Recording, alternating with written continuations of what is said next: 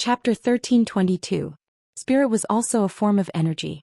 Due to the two subsystems in her mental brain domain, Jiang Pingji rarely used it on a large scale. She wanted to prevent her mental strength from being empty and giving the subsystems a chance to stir up trouble. Usually, she strictly controlled the range of her spirit and only covered 100 meters around her. If outsiders stepped into the range of her mental domain, she would be able to discover their existence. It was an excellent means of warning. In the future Federation, it was extremely difficult for outsiders to assassinate a master with a strong mental brain domain because they could not avoid the first warning line. Of course, if the killer was also a master with a strong brain domain and extremely precise mental control, there was still a chance of success. However, Jiang Pingji had yet to encounter one. In the past, the range of Jiang Pingji's mental coverage was at least a radius of 10,000 meters. Now who could snipe her from 10,000 meters away? A radius of 100 meters was enough and it could be used all day long. Out of caution, when she arrived with her troops, she used her spirit to check carefully. As long as the duration was short, the consumption of her spirit was not great. Soon after, she found thousands of people hiding in the deep mountains. What were these people doing? It was easy to figure it out. According to normal people's thinking, the troops attacking at night must have come from the camp. Therefore, keeping an eye on the enemy's camp could determine the timing of the enemy's attack. As soon as they moved, the scouts would sound the alarm. Who would have thought that Huang Song would send troops to hide in the mountains early in the morning? Because they knew that Jiang Pingji would not choose to camp in the mountains, the traces of this group of people would not be exposed. What time is it now? Jiang Pingji stood up and picked up the god-slaying sword on the mat. She asked the soldiers guarding outside in a clear voice. "My lord, it's 1:15 midnight." Jiang Pingji calculated the time and strode out of the main tent. "Send someone to inform them immediately that the enemy is coming. The northeast side of the main camp is on alert." Jiang Pingji did not use the camera in the streaming room. Although using the camera would not consume her own mental strength, the field of view was limited. Once there was an obstacle, there would be a blind spot in some places. In contrast, Jiang Pingji's mental strength was omnipresent.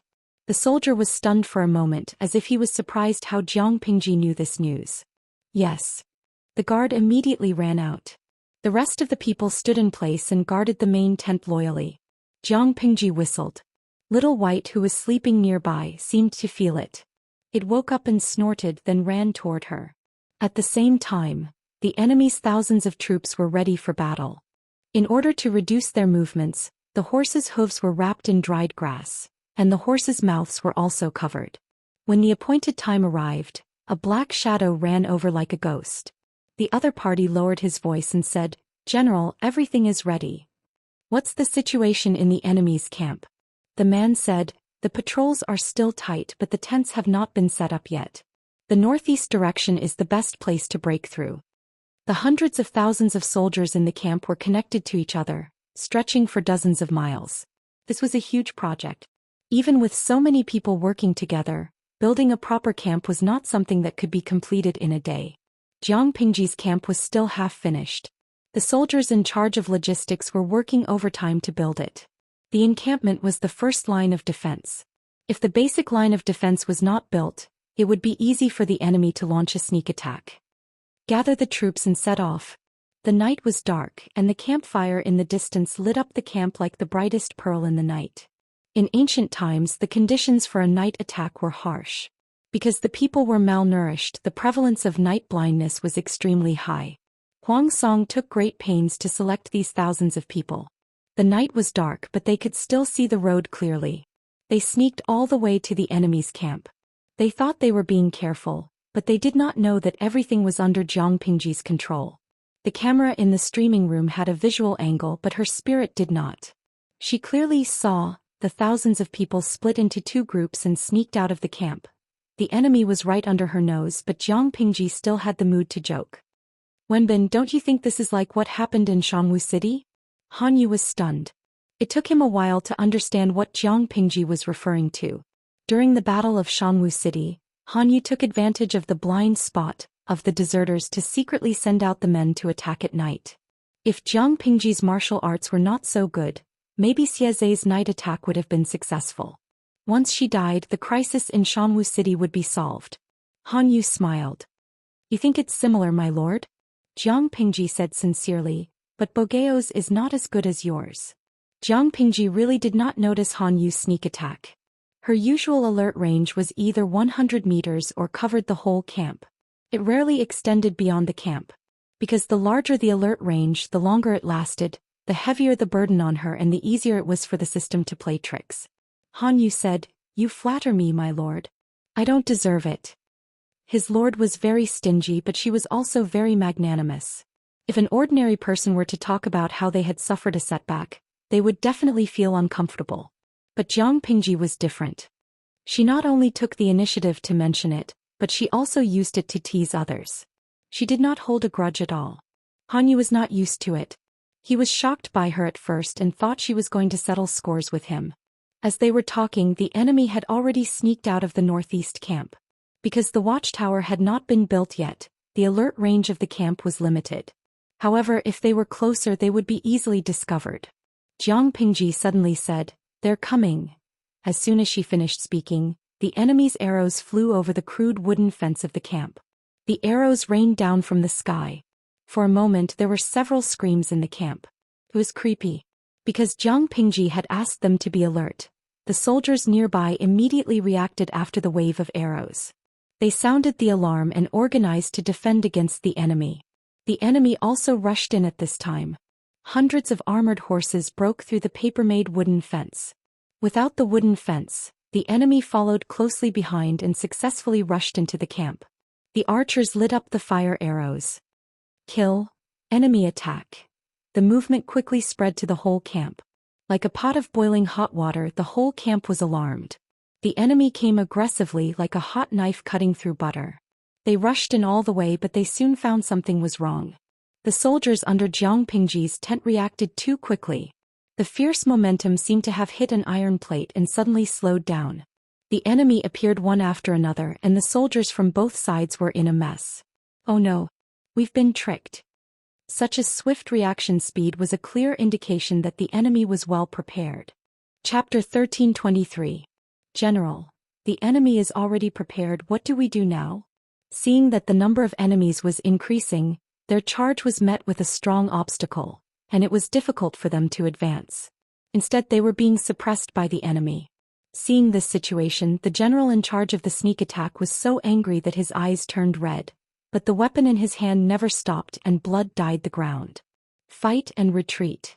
He was one of the few generals under Huang Song's command who did not come from the Yuanshi family. He was extremely decisive. Seeing that the enemy had already set up an ambush, he decisively chose to give up. However, he did not order his soldiers to turn and run. Instead, he ordered them to retreat in an orderly manner. As long as they could retreat before the enemy reinforcements arrived, it would not be a problem to preserve most of their forces. Although Jiang Pingji had more people on her side, she couldn't block them all at once. Of course, if the battle dragged on for too long, the soldiers under Jiang Pingji's command could exhaust them to death. Time was running out and the enemy was closing in on them. The sneak attack soldiers couldn't help but feel despair as they faced the endless stream of enemies. Jiang Pingji was the first to notice the situation on the battlefield. She raised her eyebrows when she saw the general retreat decisively. There were many talents under Huang Song's command, but for some reason they were not valued. As a result, many of them were not famous. Not to mention anything else, this person's ability to judge the situation was much better than Yuan Xian's. However, my place is not a hotel. How can you come and go as you please? Jiang Pingji laughed and gave Little White an order. Little White changed its meek behavior and galloped toward the northeast. The sneak attack came very suddenly. Even with Jiang Pingji's early warning, casualties were inevitable in a battle between two armies. When Jiang Pingji arrived on Little White's back, the area within 200 feet of the northeast barracks was a mess. Weapons and arrows were scattered everywhere. Corpses of both sides were lying on the ground. Fresh blood soaked the soil, and a strong smell of blood wafted in the hot and stuffy air. Jiang Pingji was cold. Without saying a word, she carried the god-slaying sword and joined the chaotic battle. The blade was like the black and white ghosts of Impermanence's magic weapon that could reap souls. With one slash she killed a person. She and Little White had worked together for many years and their teamwork was excellent. She would slash while Little White would charge and trample. Master. Xieze was in charge of the northeast barracks. When he saw that his lord was also present, he was so scared that his heart almost went out on strike. Jiang Pingji gently swung the god-slaying saber. Fresh blood splattered on the ground, leaving a long trail. The tainted blood faded from the blade, and it became clean and shiny again. Yuan Gui, gather some soldiers and follow me. Xieze held back countless words of ridicule in his heart, but what he blurted out was, "This general obeys your order." He turned around and called for a group of soldiers and horses, gathering more than 1,000 elites at the fastest speed. Although Xieze did not have night blindness, his night vision was only at the level of an ordinary person. He wasn't blind, but he still couldn't see clearly a few feet away. He also knew how dangerous it was to fight at night. If they were not careful, they could easily be killed by the enemy. How could the Lord not understand this? Everyone, keep up. My lord, you can just leave the task of chasing after the thieves to me. Why do you need to take the risk yourself? Xieze never thought that there would be a day when he would worry about his lord stealing his job. My lord is brave and good at fighting.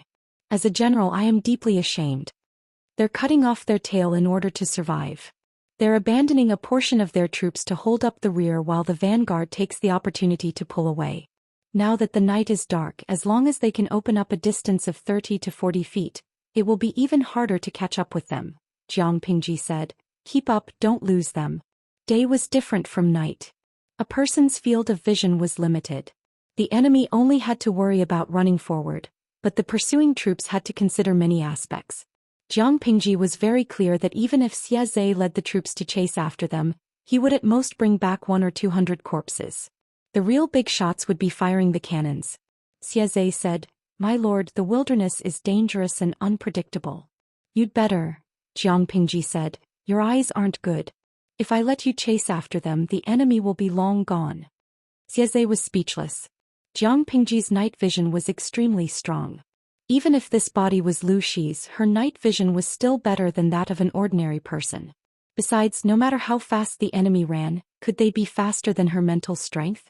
As long as they were within the range of her mental strength, she could find the enemy's position at any time. Soon Xieze understood why his lord said that their eyes weren't good. The soldiers chasing after the enemy lost them, but Jiang Pingji confidently pointed out the enemy's direction. 2 points in a line, they headed straight for it. Not long after, Xieze heard the enemy's movements. Jiang Pingji took down the bow and arrows on the horse's back as she rode. She knocked an arrow and drew the bow to a full moon in one breath.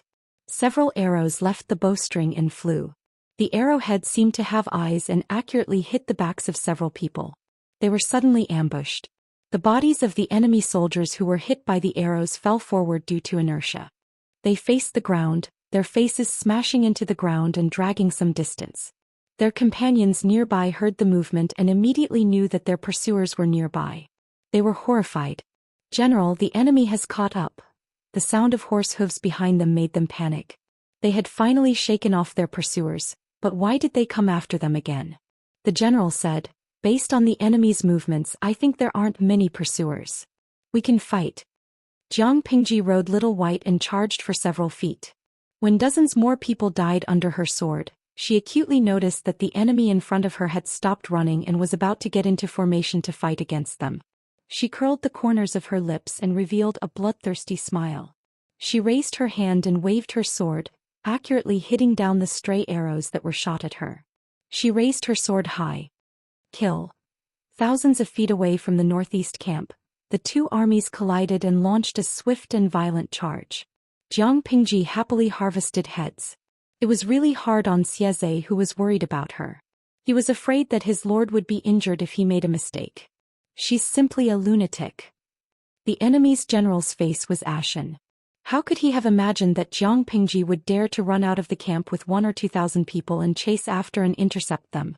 It would be fine if it was during the day, but visibility was obstructed at night. It was very easy to lose sight of the enemy and encounter unknown dangers. Jiang Pingji was like a hothead, but she still caught up with them with great precision. Of course, at that moment he still did not know that the lunatic and hothead he mentioned were Huang Song's mortal enemies in this battle. The two armies fought and quickly rushed into a mess. It was like two different colored waves colliding with each other, merging and mixing with each other. In a chaotic battle, it was easy to accidentally injure one's own side, but Jiang Pingji did not have this concern. She killed a child with one slash of her sword. Sometimes she could even kill a group of them with one slash. Xianxia could only bitterly follow his lord with his trusted subordinates. Wherever his lord went, he would go and help her clean up the small fries. He did this to protect Jiang Pingji, but it also exposed her position. The enemy did not know Jiang Pingji's identity, but someone who could be protected by so many soldiers must be a big fish. Unknowingly, Jiang Pingji steadily pulled the aggro. Even though the enemies came one after another, no one could hurt her. The battle lasted for more than an hour. Jiang Pingji steadily won the title of best of the match. Xianxia panted and shook his hands. Chapter 1324. Inhuman.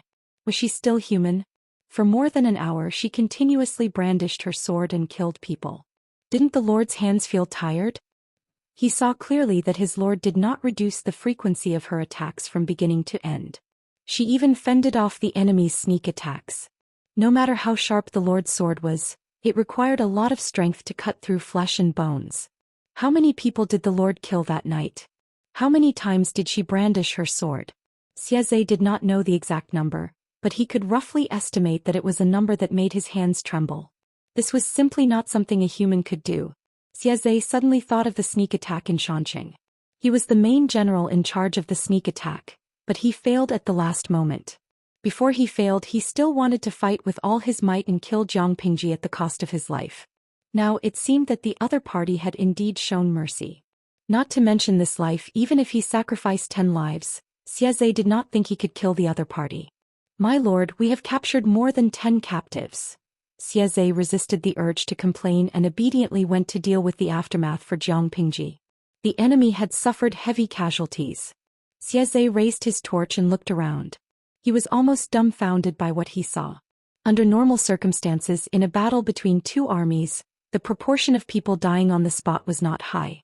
Most of the soldiers died because they could not receive medical attention.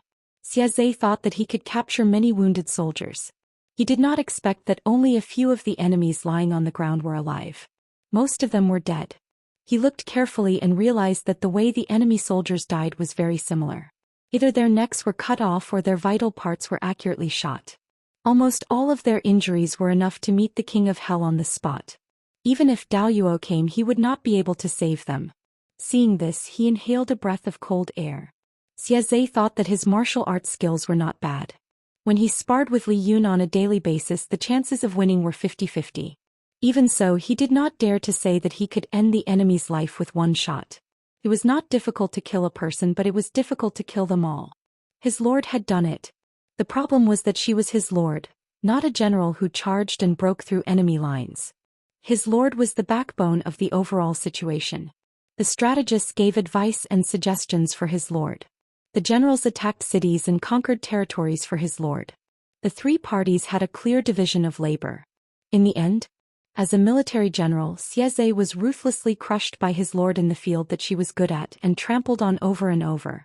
Could Xianxia say that he was always worried about losing his job? Even though there were countless things he wanted to complain about in his heart, Xianxia looked very serious and calm on the surface, giving people a feeling that he was exceptionally reliable. Jiang Pingji was sitting on the stool, the god-slaying sword casually inserted into the ground beside her feet. When she heard Xianxia's voice, she raised her head and looked at him. There are still living captives? Xianxia, sure enough, his lord was killing with every slash. It was obvious that she didn't want the enemy to live. Jiang Pingji raised her hand to wipe off the blood. Even though she was full of energy, the warm-up had made her sweat. Her sweat mixed with the enemy's blood almost smeared her face. Take them back and lock them up. Jiang Pingji sniffled, a look of disgust appearing in her eyes.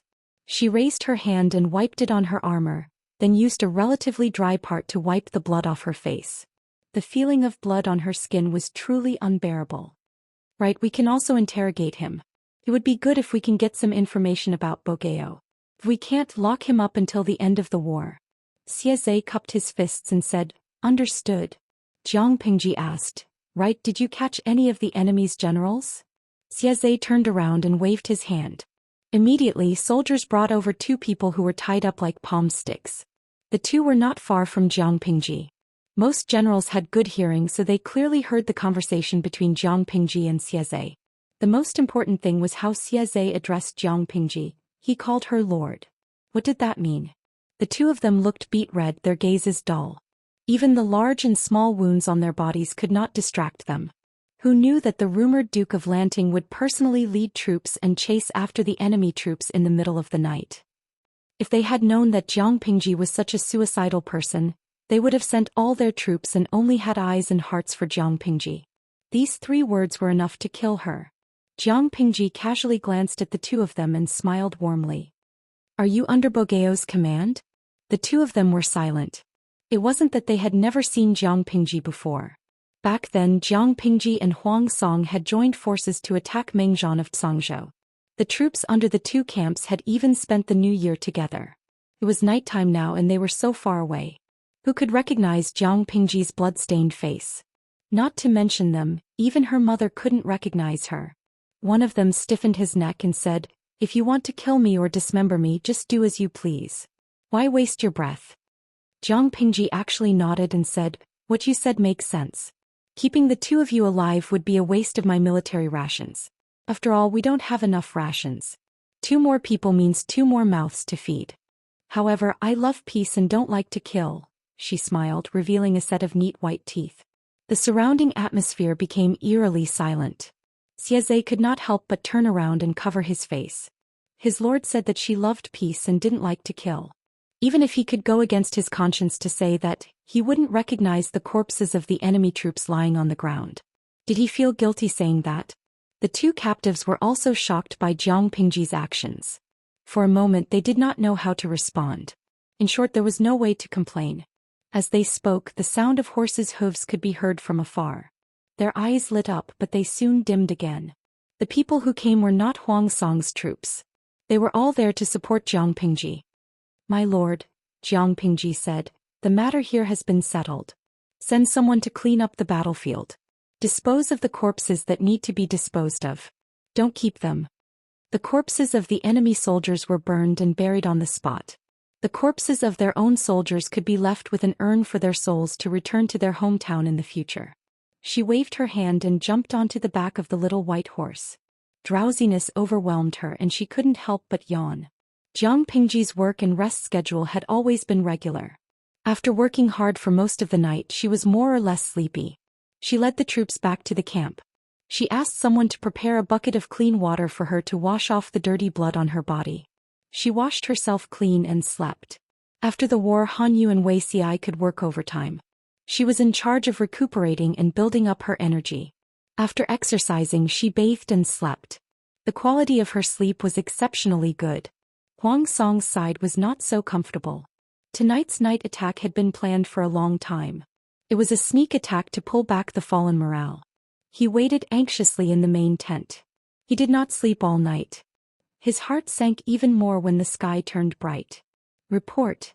Just as he was feeling disheartened, there was movement outside. Huang Song's spirits were lifted. "Tell me quickly. How's the battle situation?" The messenger said dejectedly, "The enemy has been on guard for a long time. Our troops could not retreat in time and were entangled by the enemy." Huang Song took 2 steps back in disbelief. If his right hand was not supporting himself on the table, he would have lost his composure. Chapter 1325. Before the sneak attack, Huang Song had been mentally prepared for the possibility of failure. When the reality was right in front of him, he couldn't accept it. He was mentally prepared, but he didn't expect to lose so thoroughly.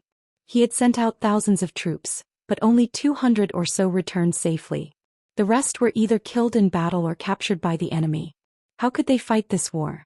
Huang Song felt that he needed some time alone. When everyone heard the result of the meeting, they immediately fell silent. They lowered their heads and didn't dare to look up at Huang Song's face. They had high expectations for the sneak attack.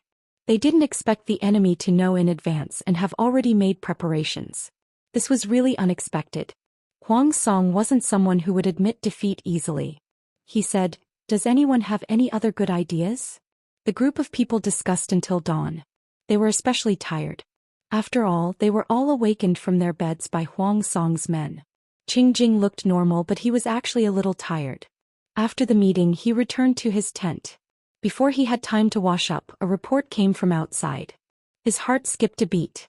He mistakenly thought that it was his Lord Huang Song calling for him. He said, "Who's outside?" As soon as he finished speaking, an unfamiliar male voice came from outside. The other party's elegant words had a Hu County accent. Qing Jing vaguely guessed the other party's identity. He said in a low voice, "Come in." The person was a man dressed in a dark brown scholar's robe. To make it easier for him to move, this person's wide sleeves were tied up with wrist guards. He looked less elegant and refined but more agile and valiant. This person exchanged a few words with Qing Jing. Qing Jing invited him to take a seat. The other party was a little cautious and sat down with slight awkwardness. As intelligent as Qing Jing was, he naturally guessed the purpose of this person's visit. As expected, the other party stiffly changed the topic to last night's sneak attack. At present, not many people knew about the situation of the battle. This person in front of him belonged to this group. He had come this time to find out more information. Qing Jing calmly stated the result. The person's eyes widened as if he couldn't believe the result. How could it be?" the other party stammered. A lot of sweat appeared on his forehead and his eyes flickered. Qing Jing said, "Victory and defeat are common in war. Isn't it normal for the enemy to be one step ahead?" The other party laughed dryly in response to Qing Jing's words, but his heart was beating like a drum. He could not help but be nervous and afraid. If Huang Song lost, he would definitely be punished by Jiang Pingji. Based on Jiang Pingji's deeds in the past few years, this woman could be said to be magnanimous, but in some aspects she was exceptionally petty. She could even be said to seek revenge for the smallest grievance. Qing Jing's eyes were like an ancient well, calm and tranquil.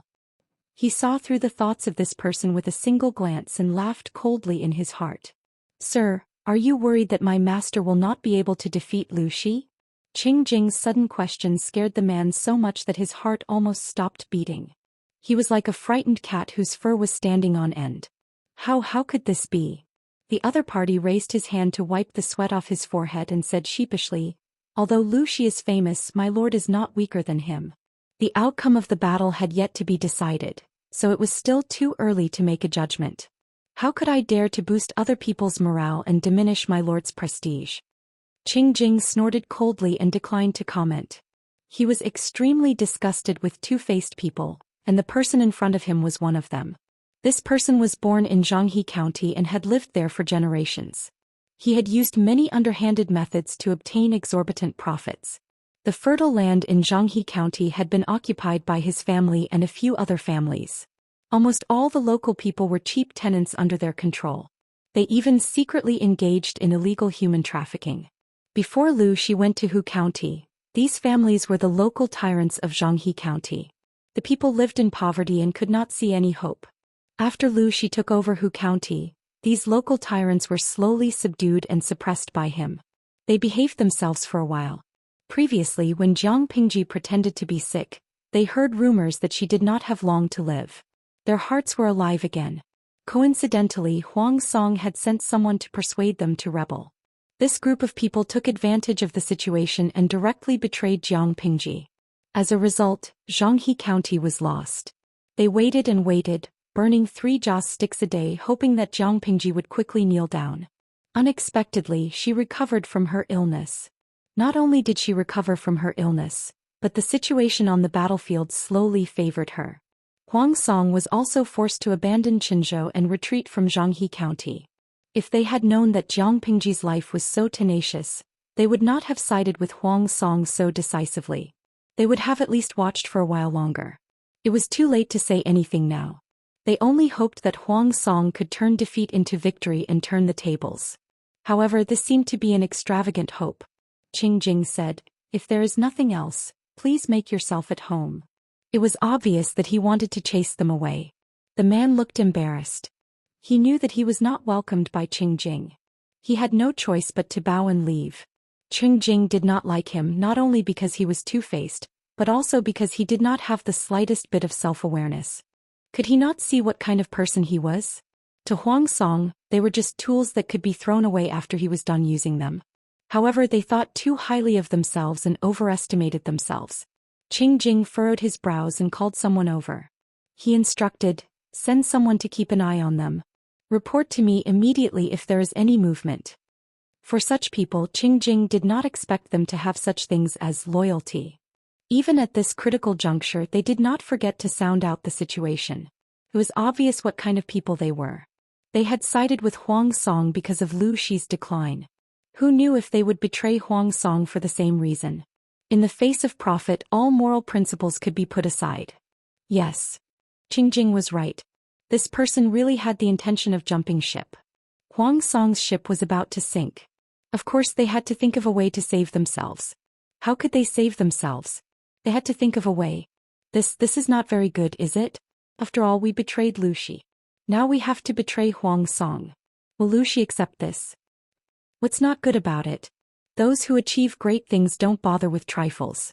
As long as we can make a great contribution to Lu Shi, even if Lu Shi does not put us in an important position, he will not be able to settle old scores. The man rolled his eyes and said impatiently, Huang Song has lost thousands of troops this time. He only has Haozhou left. What do you think his chances of winning against Lu Shi are? It is obvious that he will lose. I'm afraid it will be difficult to salvage the situation.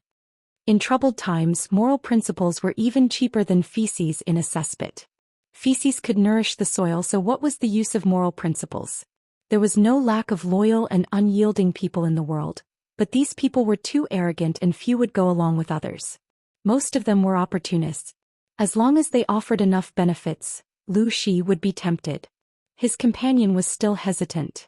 He sighed. Alas, what should we do? If we had known this would happen, we wouldn't have thought about it. After all the twists and turns, they still had to go to Jiang Pingji's camp. They had wasted so much effort. What's the use of saying this now? Finding a way out as soon as possible is the right way. Once Huang Song is defeated, we won't be able to get anything out of it. Chapter 1326. On Huang Song's side, people's hearts were wavering and the clouds were treacherous. On Jiang Pingji's side it was in full swing.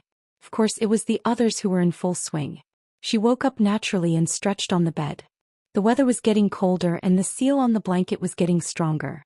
It took her a lot of effort to push away the clingy little demon. She changed, washed up and started streaming. A new day had begun. Today is also a day full of vitality. In the streaming room, the salted fish noticed that Jiang Pingji was in a particularly good mood. Her smile was brighter than the clear sky outside. When the streamer marries, did the streamer pick up money today? What you said just now makes me suspect that you've been transported.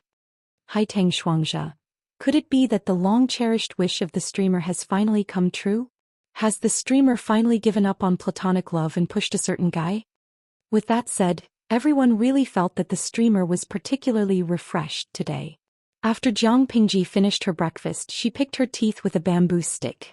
Her actions looked particularly unrestrained and unrestrained. Her brows relaxed and she mysteriously flirted with the salted fish audience. There was indeed a fierce battle last night. The situation was unprecedentedly intense. The enemy couldn't withstand the impact and was defeated like a landslide. The audience sent naughty bullet screens such as, "Yo yo yo, my streamer is amazing, and let me borrow a phone to talk." Tudu Feichio, how fierce was the battle? Jiang Pingji said, blood splattered everywhere. Gui Kai Guo Fengxiu, where's the enemy? Where is the enemy now? Jiang Pingji smiled and said, they abandoned their helmets and armor and were utterly defeated. They were exhausted last night and are still recuperating. The group of seasoned salted fish all revealed the same mysterious smile. Their streamer was really bold and unrestrained. Lao Ciji Lianming, let me say something. Streamer, you have to be gentler to others. Don't be too violent. Kaidian, I've been heartbroken twice on the same day. I have to bless you with tears in my eyes. Yewu Yanling, Ta, something doesn't feel right. According to the streamer's temper, it's impossible for her to publicize such a thing. The streaming room was in a mess. The salted fish audience all wailed about their heartbreak. The power of the army of heartbreakers was great. The news that Jiang Pingji had finally pushed a certain guy to his heart's content immediately hit the headlines. Because the fan base was too large, they didn't even manage to refresh twice before they awkwardly realized that the server had crashed due to them. Programmer, you're blaming me? Jiang Pingji was teasing the salted fish with a smile when she acutely sensed movement outside. She hurriedly sat up straight and looked serious. "My lord, this is the account for last night's battle." Wei Xi and the rest finished working overnight. Jiang Pingji had just woken up when she delivered the results of the night's work. It included the number of casualties and various losses. The latter was to be recorded in the general ledger, while the former was to be distributed after the war. How many people died in a war? Depending on the degree of death, injury, and disability, the level of compensation and benefits would be different. One could imagine how heavy the workload was. These were things that Wei Xi would be busy with in the future, but he had no regrets. Back then, when Jiang Pingji entrusted him with the heavy responsibility of compensating the bereaved after the war, he knew how heavy the burden was. Jiang Pingji took a closer look. The number of casualties and losses were within her acceptable range. Compared to her loss, Huang Song's heart should be trembling with heartache, right? She called the others over and inquired in detail about the construction progress of the camp. It wasn't a detailed matter, but she grasped the key points steadily. The others didn't dare to skimp, so their efficiency was naturally high. Han Yu said, "Huang Song failed in his sneak attack last night. He probably won't mobilize his troops in the next 2 days. If he doesn't move, I will," Jiang Pingji said. "War is different from other things. It's best to end the battle quickly. Once winter came, it would be difficult to fight a war." The soldiers' winter clothing was also a huge expense. Han Yu asked, "My lord, do you want to initiate the attack?" Jiang Pingji nodded. She didn't want to fight a protracted war with Huang Song. This year, Hu County had lost 70% to 80% of its grain production. The loss made her heart ache. In order to avoid financial problems, she could only think of ways to save money. Han Yu said, "That's good. Our army can take advantage of Huang Song's low morale." Jiang Pingji also inquired about the training of the troops. Xie Zhe and the others didn't dare to delay and told her everything in detail. When she was done, it was time for lunch. Smoke rose from the back of the camp, and the air was filled with the fragrance of rice. The idle spectators who witnessed everything were speechless. They finally realized that they had been tricked by Jiang Pingji. "Lao Siji Lianmeng, streamer, you've opened my eyes. What happened to the intense battle with blood splattering everywhere? What happened to the enemy abandoning their helmets and armor and being utterly defeated?" They had wanted to talk in private before, but they never expected that the veteran players would still fail in the hands of the streamer. To do Feichio, #doghead, the streamer is still as naughty as ever. Are you happy being naughty? It was clearly Huang Song who ambushed her and was beaten back by her. They didn't expect her to make it sound so vague and ambiguous, leading the veteran players to fail miserably. Fukadujuo. I feel sorry for the programmers of Weibo and the servers that died unjustly. Weibo has crashed all morning. They died unjustly. Jiang Pingji spread her hands and shrugged. Was it her fault? The benevolent saw benevolence and the wicked saw filth. What she said was the truth. Who asked them to misunderstand? Jiang Pingji smiled as she looked at the streaming room that had failed miserably. Her already radiant mood rose by a notch. Perhaps the heavens couldn't stand it anymore and found someone to make things difficult for her. Jiang Pingji sneered as she listened to the whole thing. She asked the people around her meaningfully. Are they trying to disgust Bogeo or are they trying to disgust me? The people who had betrayed her had actually turned over a new leaf. They had even sent people to secretly express goodwill to her, hinting that they could assist her in eradicating Huang Song. She had seen thick-skinned people, but she had never seen anyone so thick-skinned. Sorry, in her case there was no turning back for the prodigal son. There was only death. Yang Si furrowed his brows and said, "Could it be that Huang Song sent them to feign surrender?" Jiang Pingji said, "Bogeo knows my temperament. He wouldn't do such a stupid thing. Even if he wanted to feign surrender, he definitely wouldn't choose these people." She and Huang Song had also been friends of scoundrels for a while. They had a good time together. Although they hadn't confided in each other, Huang Song was a meticulous person. He had an accurate understanding of others. She didn't believe that Huang Song didn't know how she treated traitors. Yang Si revealed a look of disgust. "In that case, this is their own idea?" Jiang Pingji said, "This is a group of short-sighted idiots." When they saw that Jiang Pingji was seriously ill, they thought that she couldn't make it, so they turned to Huang Song. Now that Huang Song had failed, They felt that Huang Song couldn't make it. They were anxious to turn to her. Xianxia rolled his eyes and laughed. How does my lord intend to deal with these people? There's no harm in. Make use of them, then throw them away after using them? There's no harm in doing so. Jiang Pingji said, I'm not so incompetent that I need these useless people to deal with Bogeo. They don't even know what kind of people they are. Do they really think that they're rare commodities and that they can pick and choose among the feudal lords? Xianxia saw that Jiang Pingji was angry, so he didn't say anything. Han Yu asked, then what does my lord mean? Jiang Pingji sneered. Chapter 1327. Since Jiang Pingji, the god of slaughter, had spoken, Xianxia, Han Yu and the others couldn't stop her. Xianxia was better. He had followed Jiang Pingji for some years. He knew his lord's temperament very well. Han Yu wanted to say something but stopped on second thought. After the meeting, Xianxia approached Han Yu and said, why do you look like you have something on your mind? Han Yu glanced at Xianxia and didn't say anything. His expression was cold and distant. Ordinary people would have left, but Xianxia was different. He came up to Han Yu. He said, are you worried that my lord will lure those people here and kill them? Han Yu finally opened his mouth and said slowly, it's not good for my lord's reputation. Xianxia said, some people are like this. They want their reputation but lose it. If they want their reputation, they have to suffer for it. Only our aides worry about my lord's reputation. She doesn't care about it at all. Zishao has been busy all these years. I've never seen him relax the storytelling team that he built up. Who else could it be for? Isn't it all for my lord? Zishao is probably the most tired one for my lord to have such a good reputation. But my lord is capricious. She's not the only one who's unhappy. She can make a whole family unhappy. Han Yu said in a low voice, from what you said, you have a lot of complaints about my lord? Xianxia laughed. You're really a bad person. Are you trying to get information out of me? Han Yu said coldly, a gentleman doesn't avoid the beauty of others and doesn't talk about their evil. Don't measure the heart of a gentleman with your own mean measure. Xianxia wasn't angry. Han Yu's temperament was like that.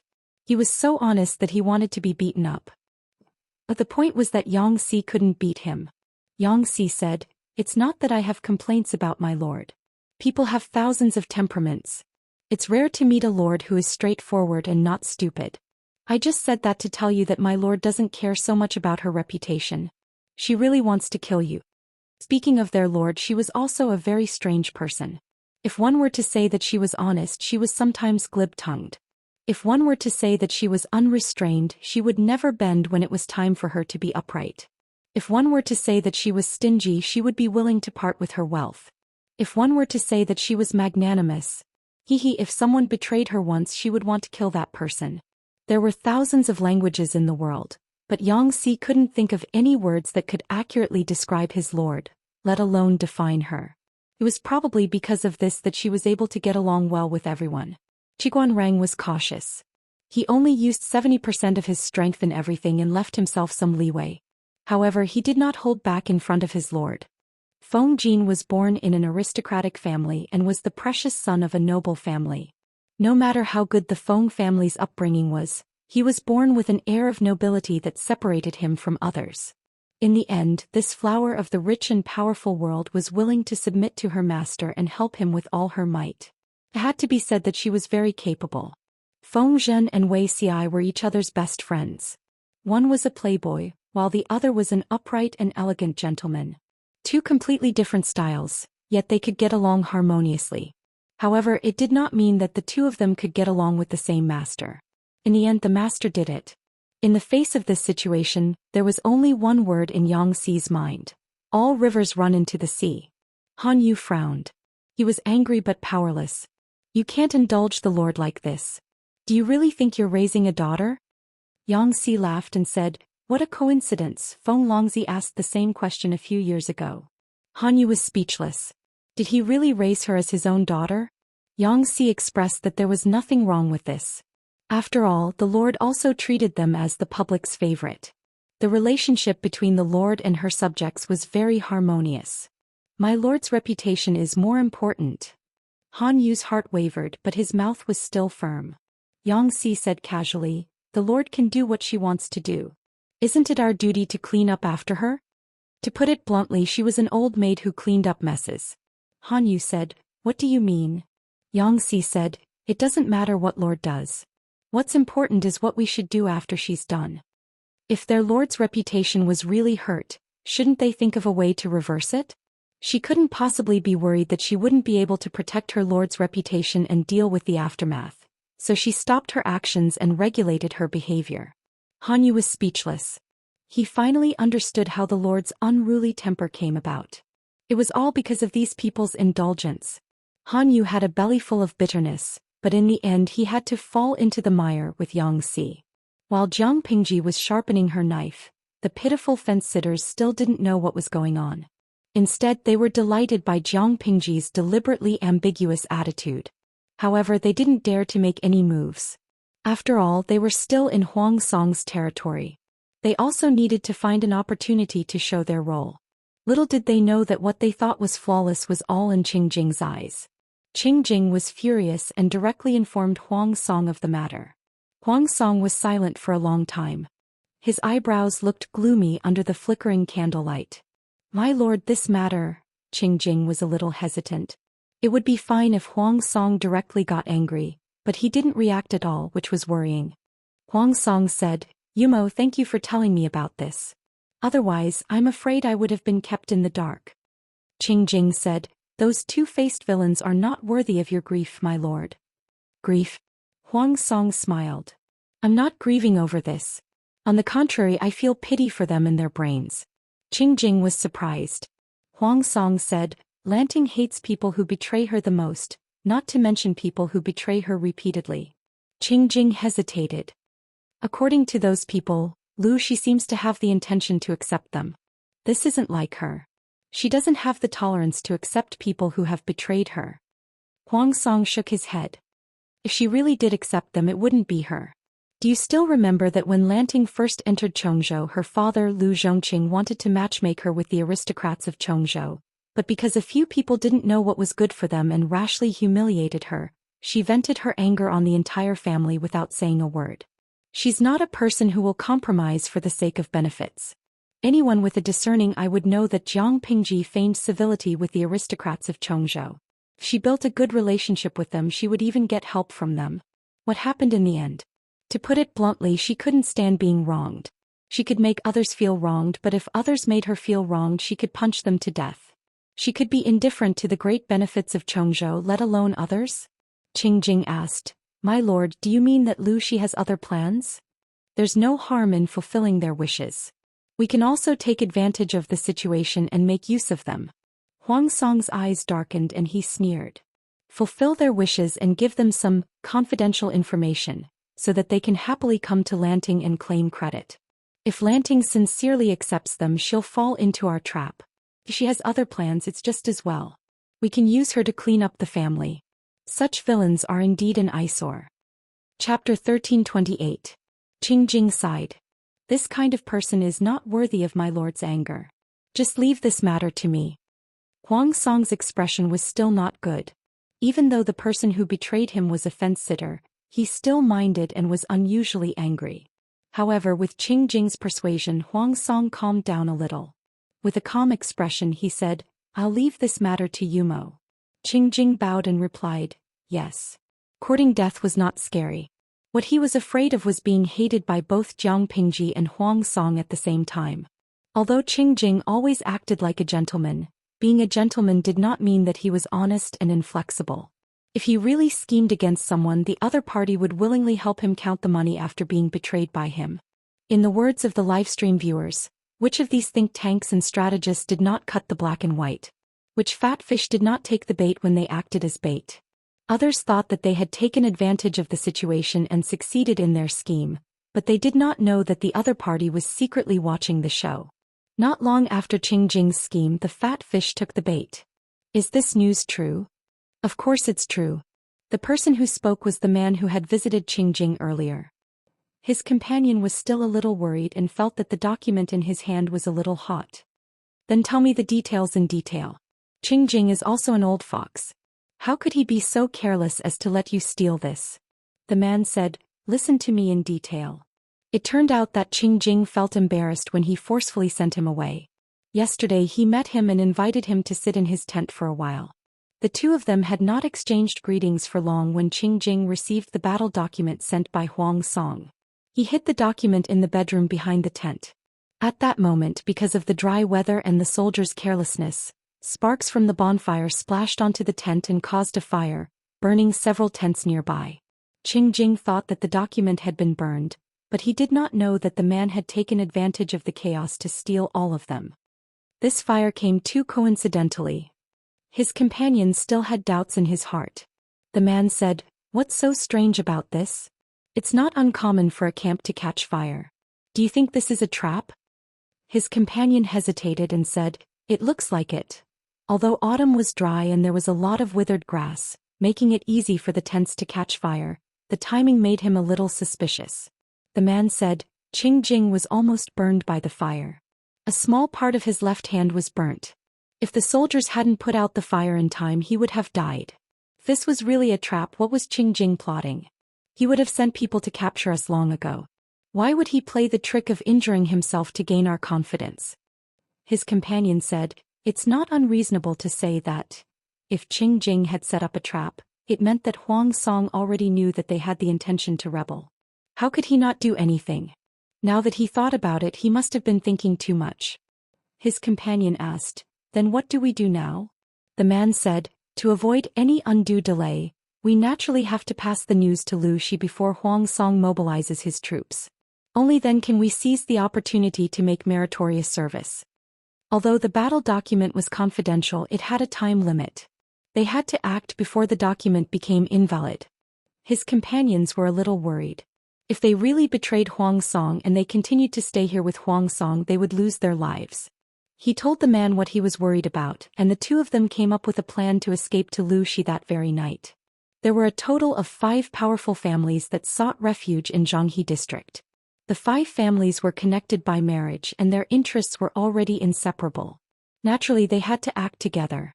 They immediately split up to discuss with a few others. Finally, they decided to escape at midnight that night. Qing Jing had long been watching them. Naturally, he would arrange for informants, so every word of their conversation fell into Qing Jing's ears. He snorted coldly and said, "They don't know that their death is near." The camp occupied a large area and the personnel were complicated. If they had trusted subordinates as spies, it would not be difficult to disguise themselves as ordinary soldiers and sneak out. Qing Jing specially opened the back door for them, so their escape was exceptionally smooth. Jiang Pingji had even prepared backup for them. Seeing backup, the few of them instantly felt relieved. Although they did not show it on their faces, they felt a little proud. Although they had betrayed Jiang Pingji, now that they had returned, she still accepted them generously. How could they not feel proud? From another perspective, they could also see how important this confidential document was. They had secrets in their hands, and the weight of the secret was equivalent to the weight of their own. When they arrived at the camp, the sky was still gloomy, but their moods were incomparably radiant. From afar they could vaguely see countless tents prostrating on the ground. Truly stepping into Jiang Pingji's territory, they felt extremely at ease. Little did they know that the god-slaying sword in Jiang Pingji's hand was already thirsty. "Where is the Lord now?" one of them asked the soldier who was waiting for them. The soldier replied respectfully, "It's still early. The Lord should be training the troops at the training ground. Please wait for a while." They did not suspect anything. One by one they waited in the main tent for Jiang Pingji's arrival. Even if they did not know how to read the situation, they did not dare to complain. After all, the situation was stronger than they were. If Jiang Pingji asked them to wait, they had to wait. What was Jiang Pingji doing now? Just as the soldier had said, she was warming up and training the troops at the training ground. As the Lord, how could she convince the warriors and make them loyal to her? Apart from having a charismatic personality, her fists had to be strong. To make them respect her at all times, Jiang Pingji went there every few days. This made life difficult for Qin Gong and the others. Jiang Pingji occasionally beat up the newly promoted newcomers. Most of the time she looked for them to fight one-on-one or gang up on them. Although she had a sense of propriety and would not embarrass them, it was a pain in the ass to be completely suppressed by the Lord. Others would still think that the two of them were evenly matched. As a result, the old generals did not like to spar with Jiang Pingji. When they saw her at the training ground, they looked bitter. Qin Gong, Xieze, and the others had not learned their lesson. They were eager to try. When they could not avoid her, Jiang Pingji would stop for a while. What? They're here? Jiang Pingji was wiping the sweat on her neck with a cloth. She looked refreshed. On the other hand, Qin Gong and the others looked as if they had been plucked by a demon. I'll go over now. You guys continue training. The first sentence was directed at the soldier who sent the message. The second sentence was directed at Qin Gong and the others. Yes. Jiang Pingji left. The two who had escaped heaved a long sigh of relief. Jiang Pingji strode into the main tent. She did not even look at the few people. She sat upright in the main seat and held the god-slaying sword in front of her. With such an attitude, not to mention being courteous, it could not even be considered friendly. Yang Si said, "Your Highness, these are brought by these gentlemen. Please have a look." He held Huang Song's battle document in front of Jiang Pingji with both hands. She picked it up with one hand and opened it with a swoosh. She read through it quickly. Jiang Pingji's attitude was a mystery.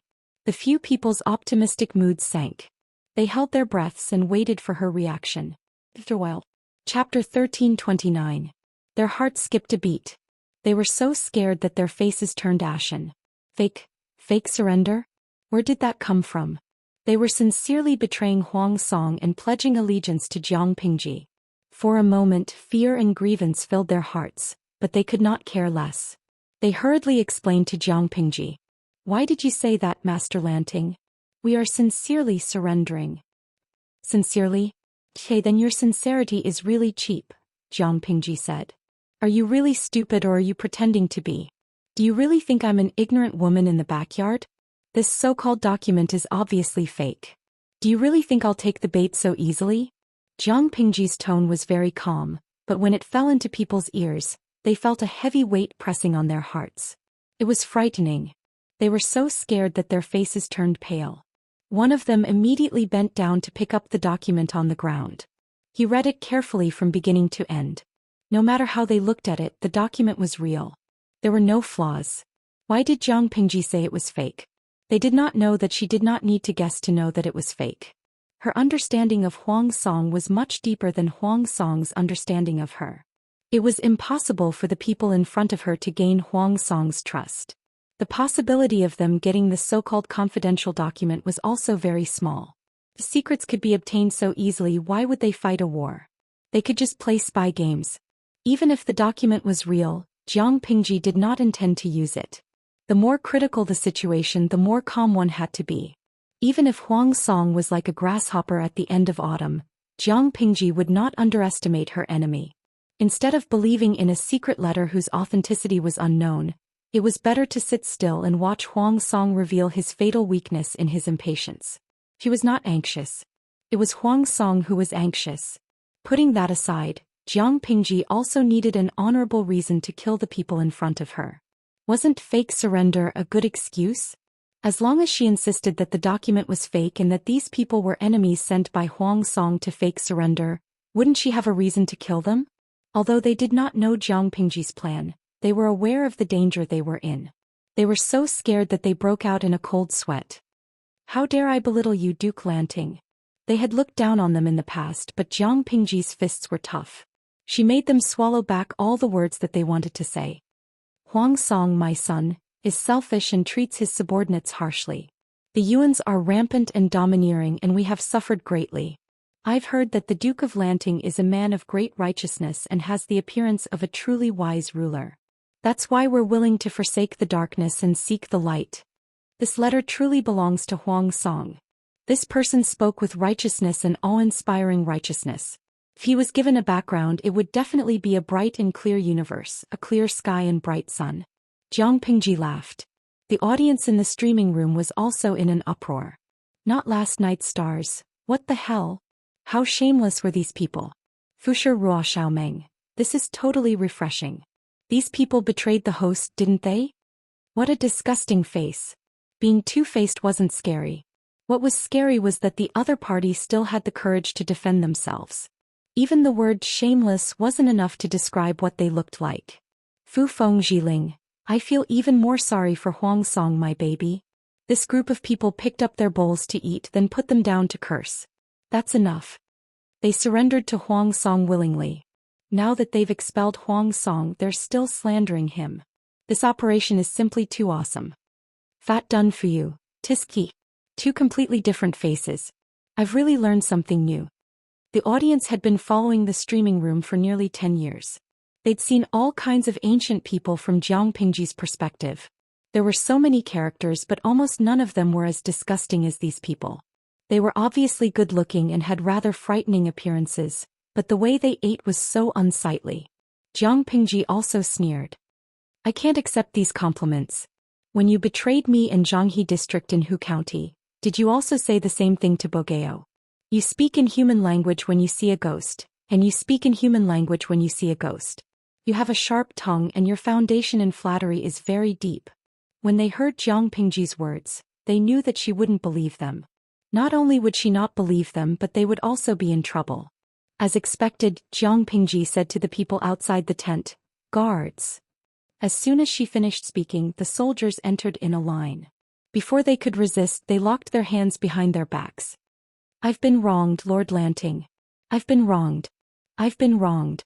I really didn't have any ulterior motives when I surrendered this time. Lord Lanting, please understand.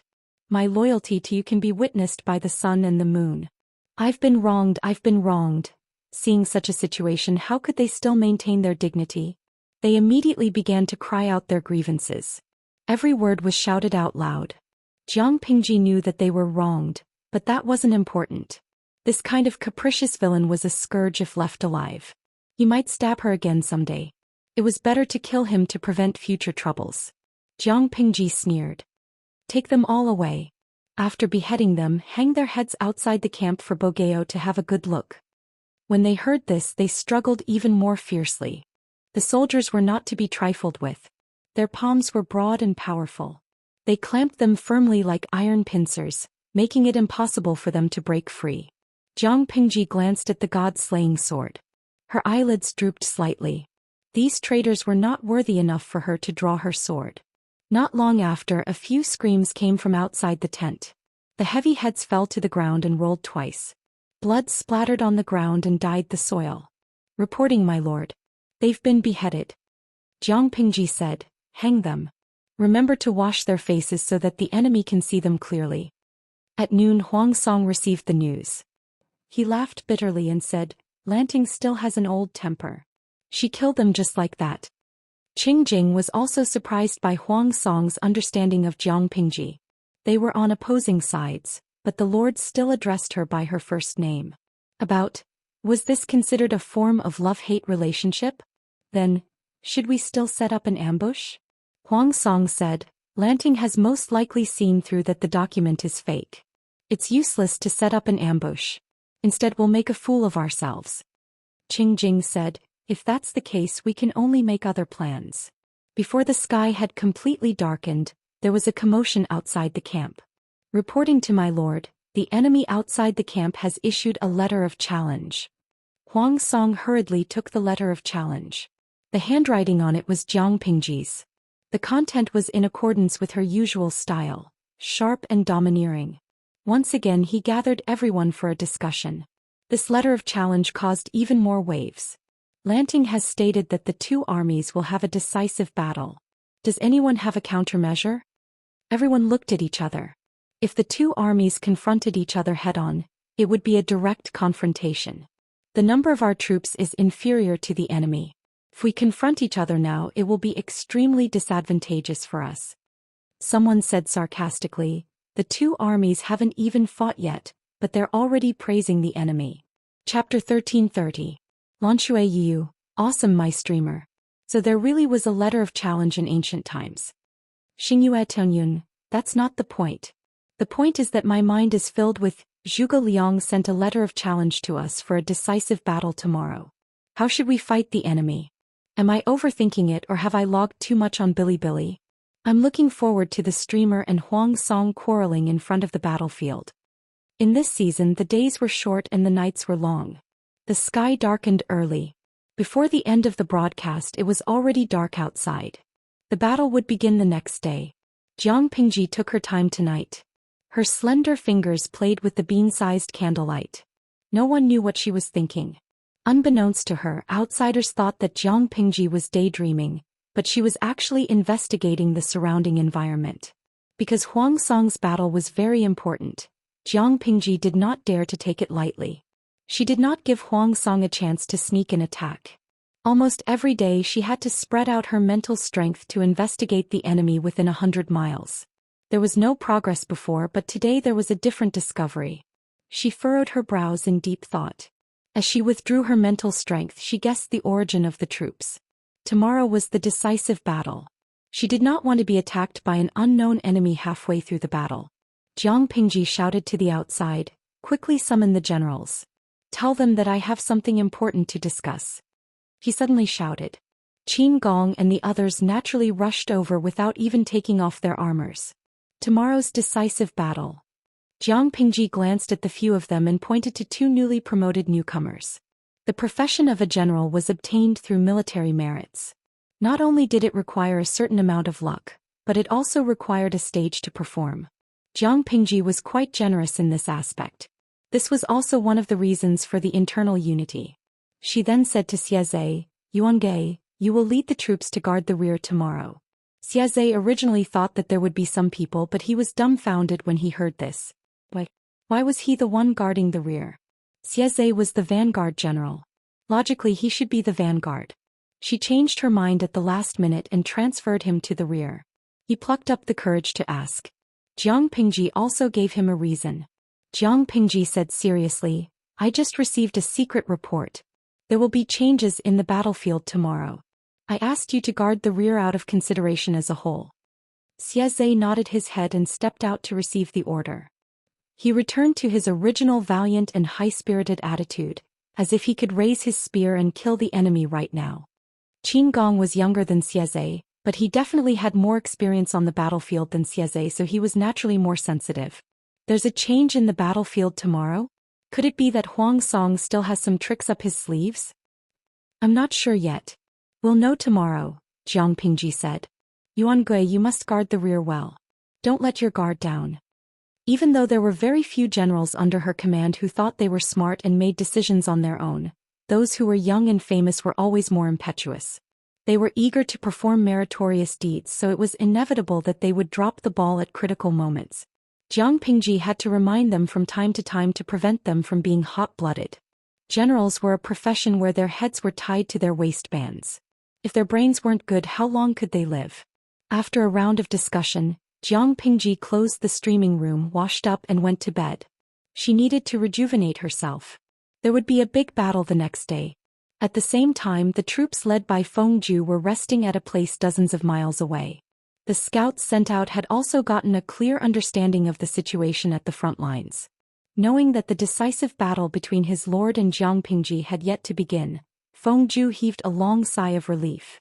He had finally made it in time.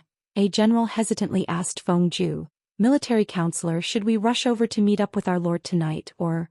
Feng Ju shook his head and said thoughtfully, "If we rush over tonight, most of our troops will be exhausted. They won't have much combat power left.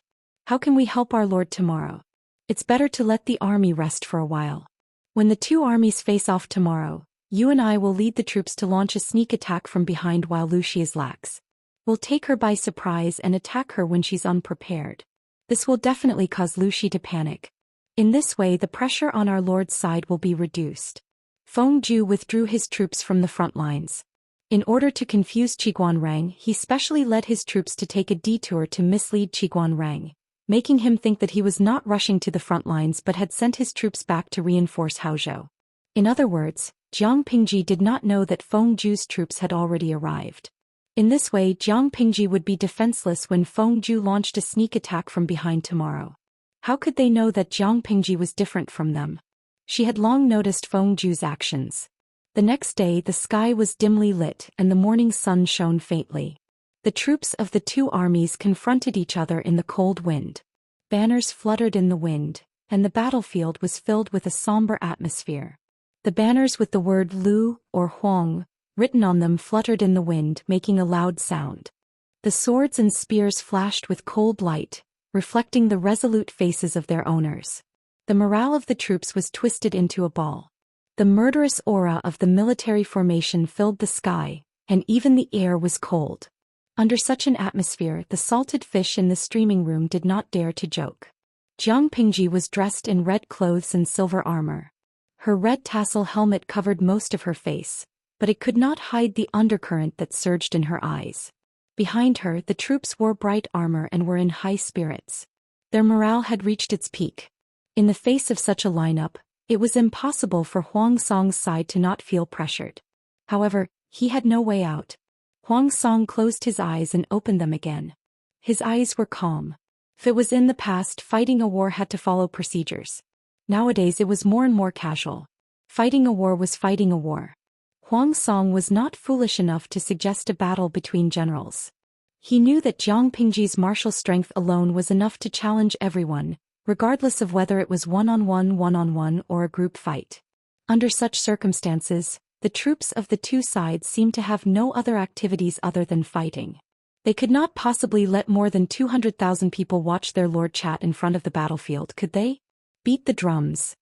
At the command, the drummers pushed out hundreds of war chariots with big cowhide drums. Dong, dong, dong. The sound of the war drums boosted the morale of the whole army. Jiang Pingji also raised her hand and waved, indicating that the war drums could begin. The military formation stretched for several miles. The two armies added up to more than 200,000 troops and horses. They had to rely on this method to transmit all kinds of information. The beating of the drums was not only to boost morale, but also to inform the troops. Everyone perked up. Those who were absent-minded came back to their senses. Those who were sleepy woke up. The big battle was about to begin. Jiang Pingji was the commander-in-chief for this battle. Although Luo Yue was capable, he had been squatting in the rear to deal with security and border defense all year round. He did not have much actual experience in commanding troops. Regarding this, Luo Yue was not the least bit unwilling. If the Lord commanded the troops, it meant that she could not act recklessly. Qin Gong and the others rubbed their palms together. Every one of them was in high spirits. Without waiting for Jiang Pingji to give the order, the enemy troops could not hold back anymore. Shouts of kill resounded through the sky, causing pain in one's ears. The soldiers who carried the flags waved the flags. It was as if black clouds were floating in the sky. The soldiers who beat the drums worked even harder. Because they used all their strength to beat the drums, the muscles on their arms tightened. One arm was as thick as an ordinary person's thigh. Their oily sweat soaked their skin until it glistened. Jiang Pingji smiled, drew her sword and gave the order. Chapter 1331. The cavalry played a pivotal role on the battlefield. Without large-scale popularization or further development of firearms, the myth of the cavalry was almost unbreakable. It was not that the cavalry could not be dealt with, but the price paid was far greater than the gains. This was also the horror of the cavalry. The cavalry was extremely mobile. Whether it was a joint attack or a roundabout retreat, how could the two-legged people outrun the four-legged horses? Their ability to collide and kill was also one of the cornerstones of the cavalry myth. In addition, ancient wars were very dependent on military formations, which could be integrated into a whole, thus achieving a sublimation from quantitative change to qualitative change. Not only could the cavalry collide and cut the military formation, but it could also prevent the enemy from being able to form an effective defense or attack. Jiang Pingji's cavalry not only consisted of light cavalry, but also heavy cavalry that had defeated the northern borderline. One light cavalry and one heavy cavalry cooperated with each other. Whether it was an attack or something else, the effect was naturally stronger than that of a single unit. Huang Song attached so much importance to her that he naturally knew this. In order to deal with this terrifying cavalry battalion, he discussed with everyone for a long time and finally came up with a way to slightly restrain them. They adopted a more flexible and changeable military formation.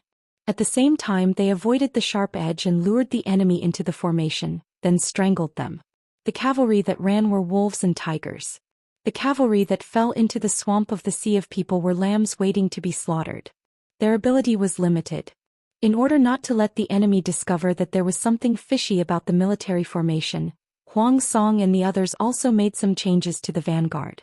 This method was no problem for ordinary people, but for Jiang Pingji it was superfluous. Not to mention her own spiritual ability, even the high-altitude camera in the streaming room could overlook the situation from a certain angle. She keenly discovered the characteristics of Huang Song's military formation and gave another order. The messenger received the order and immediately sent the message out. The rhythm of the bugle horn and military drums suddenly changed. At that moment, the heavy cavalry had already resisted the tide-like rain of arrows and was less than 100 feet away from the enemy's front line. Such a short distance was just a blink of an eye for the warhorses that were running at full speed. The soldiers on horseback heard the order to change. They pulled the reins tightly to direct the warhorses to change direction while they raised their thick shields and smashed the charging enemy heavily. The enemy used a joint attack technique to stab the warhorses under the cavalry. Even though the warhorses were wearing thick armor, they still neighed in pain. The heavy cavalry under Jiang Pingji burned a lot of money. The weight of the men and horses could be called human-shaped tanks. Along the way it was the most violent and powerful suppression. That kind of strength was not something that an ordinary body of flesh and blood could withstand. They broke through in an instant, but they didn't go straight in. Instead they charged towards the flanks of the enemy in a wide arc. It was even simpler for the light cavalry. After receiving the order, they immediately split into several groups and circled around to the enemy's flanks. From the looks of it, the cavalry is afraid? The soldiers under Huang Song's tent did not know what was going on. Only Huang Song and his men who had been paying close attention to the battlefield were shocked. The cavalry wasn't scared. They knew that there was a trap in front of them, so they didn't want to make unnecessary sacrifices. Instead they decided to attack the two flanks where the defense was weaker. When Qing Jing thought of this possibility, he secretly clenched his fists. At the same time he was in disbelief. His opponent's reaction was too fast.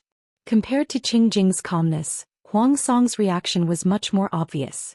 Huang Song murmured, "Lanting, oh Lanting, you're really my nemesis." Even though his heart was heavy, Huang Song did not reveal a dejected expression. He was the lord. If he panicked, what would happen to his subordinates? Because the cavalry didn't really affect the enemy's main force. When the two armies collided, the situation of the battle could be said to be tragic. Jiang Pingji looked at the situation on the battlefield. She suppressed the urge to join the battle. Instead she calmly commanded the dispatches and reinforcements. Watching from afar, Han Yu couldn't help but sigh. "My lord really has the demeanor of a brave general." Yang Si added, "My lord also has the wisdom of a strategist." Fortunately there was only one lord like this. If there were a few more, wouldn't the strategists and generals lose their jobs and be laid off? At the same time Wei Ci had a solemn look on his face. He knew that the balance of the battlefield was slowly tilting towards his lord. However, Feng Ju, who was under Huang Song's tent, still hadn't appeared. This made him a little worried for no reason. Wei Ci would not underestimate anyone who had lived in troubled times. After all, Feng Ju was an important minister who had once assisted His Majesty. While he was deep in thought, the front line was already in a mess. Not long after, there were corpses lying on the ground.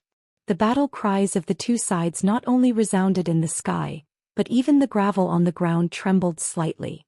Luo Yu was in charge of the left wing, Qin Gong was the vanguard, and the right wing was led by Jiang Nongqin, who was newly promoted. Both sides infiltrated each other and fought each other. If not for the difference in clothes, they really wouldn't be able to tell who was the enemy. Someone had just killed the enemy with one foot, and then his body was pierced through by the enemy's weapon. Yang Si seemed very calm, but his eyes kept drifting in a certain direction. In fact, even if he sat on horseback, this altitude was not enough to cross over the wall of people, but he could not help but want to see. It didn't matter in the past, but after clarifying his intentions he felt that there was nothing more torturous than the combination of civil and military. What was a general? It was a precarious profession, and the battlefield was so chaotic that even immortals could be accidentally injured. Sigh, how worrisome. Han Yu rolled his eyes, glanced at him and asked, "What are you worried about?" "The situation is favorable to our army." "What are you worried about?" Yang Si said, "You don't understand. This is concern." Han Yu sneered, "My son Han Run has been studying at the Golden Scale Academy for a long time. A single man who didn't even have a wife mocked him for not knowing how to care for his wife and daughter? Who gave him the courage?" Yang Si, perhaps it was the Lord? Han Yu didn't have much contact with Jiang Nongqin, but he knew that she was unusually quiet. Although she was a woman, she was no less than an ordinary general. To be honest, in his opinion, Xianxia was a rotten piece of wood, and he really couldn't afford to be associated with her. If Xianxia knew about this, he would definitely explode in anger and draw his sword to hack Han Yu. Jiang Nongqin was leading the right wing to deal with the enemy. Because of her prestige in the army over the years, the generals under the Lord's command didn't dare to look down on her, not to mention those ordinary generals who had been promoted. No one dared to protest or question her orders, so the situation on the right wing was relatively stable, and it was difficult for the enemy to expand their victory. On the one hand, she cooperated with the Middle Army to contain the enemy, and on the other hand, she joined forces with the Middle Army to make the enemy suffer. Looking at her like this, who wouldn't give her a thumbs up? They were not convinced by women except for two exceptions. One was the unfathomable lord, and the other was the dignified Captain Jiang. Although Jiang Nongqin was an old woman, there were many people who secretly liked her, but they just didn't have the guts to say it out. Captain Jiang, there is a change in the rear. Chapter 1332. The battle at the front was in full swing, and Xianxia was so bored that he was almost moldy. However, military orders had to be obeyed. Even if there was nothing wrong, Xianxia still had to be alert and be extremely vigilant. Have the scouts we sent out returned? Xianxia paid attention to the battle situation at the front and ordered the soldiers to be ready for battle. Reporting to General, there is no news yet. The deputy general pressed the sword at his waist with his left hand and looked at the front solemnly. He asked Xianxia in a low voice, "General, why did the Lord send the general? Huang Song's troops are not as good as ours. He has already used up all his troops. How could he have the strength to launch a sneak attack?" For a general, there was no future without military merits. How did military merits come about? Naturally, they were piled up with the enemy's heads. Hiding in the safer rear, they didn't even see the shadow of the enemy. Wasn't this a waste of time? Their lord's future was getting brighter and brighter. Once Huang Song was destroyed, she would be the ruler of all of Dongqing. It was a small peak of her life. They didn't know what the future would be. Did the Lord want to establish a stable country or continue to expand? If it was the latter, it would be best. If it was the former, one less battle meant one less chance to be promoted. When the world was at peace, it would not be so easy for a general to be promoted. This time, being sent to the rear was equivalent to being on a cold bench. The deputy general who assisted Xianxia was naturally worried. This is the Lord's order. We will follow it. She must have a reason for this arrangement. Let everyone be alert so that the enemy doesn't take advantage of any loopholes. Compared to the deputy general's worry, Xianxia was calm.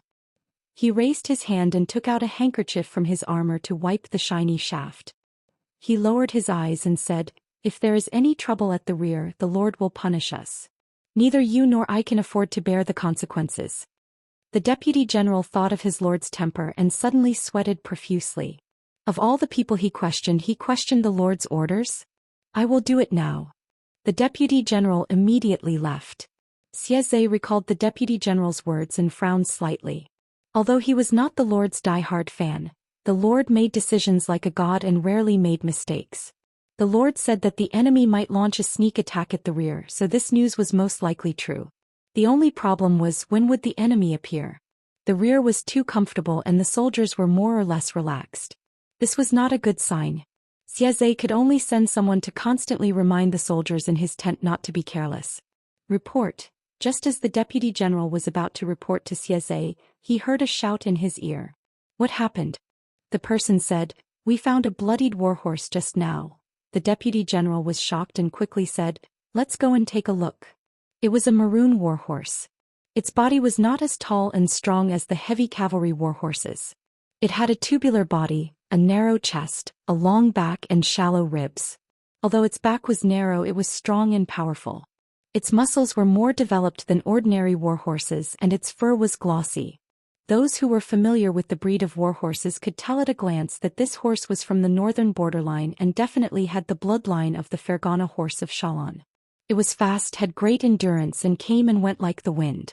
Of course, this kind of horse was also specially allocated to scouts to ensure their mobility so that they could escape as soon as they discovered the enemy. The deputy general looked at the warhorse with a heavy expression. He raised his hand and touched the blood stain. With a slight sniff, he knew that it was human blood and not horse blood. The soldier said, "Deputy General, this warhorse's abdomen is slightly injured. the deputy general looked in the direction that the soldier was pointing and saw a palm-long wound on the side of the horse's abdomen. Some of the blood had already coagulated. With his many years of experience, he could tell at a glance what kind of sharp weapon had caused the wound. "The horse is back. Where is the person?" the deputy general asked. The soldier replied, "I didn't find him. When the horse came back, I didn't see anyone."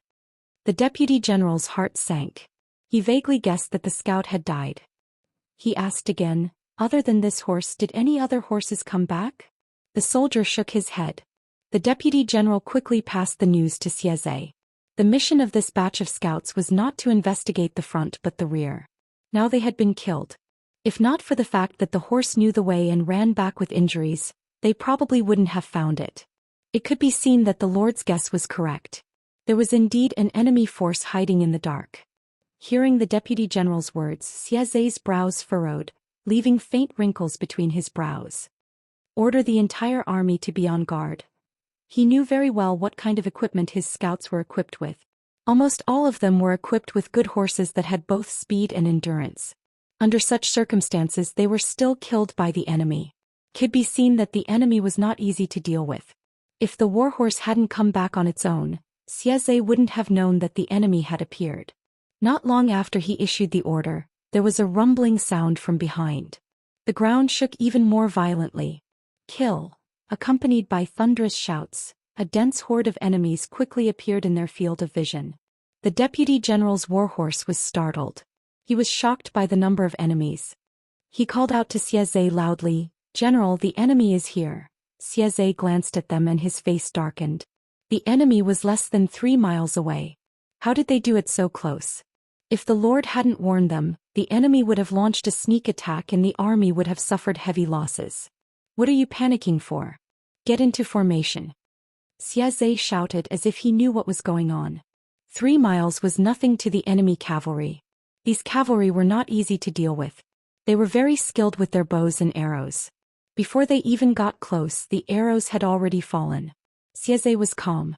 On one hand, he commanded the soldiers to block the arrows with the shield wall. On the other hand, he ordered the archers to shoot at the enemy under the protection of the shield wall. He tried to clear out the nearest wave of enemies.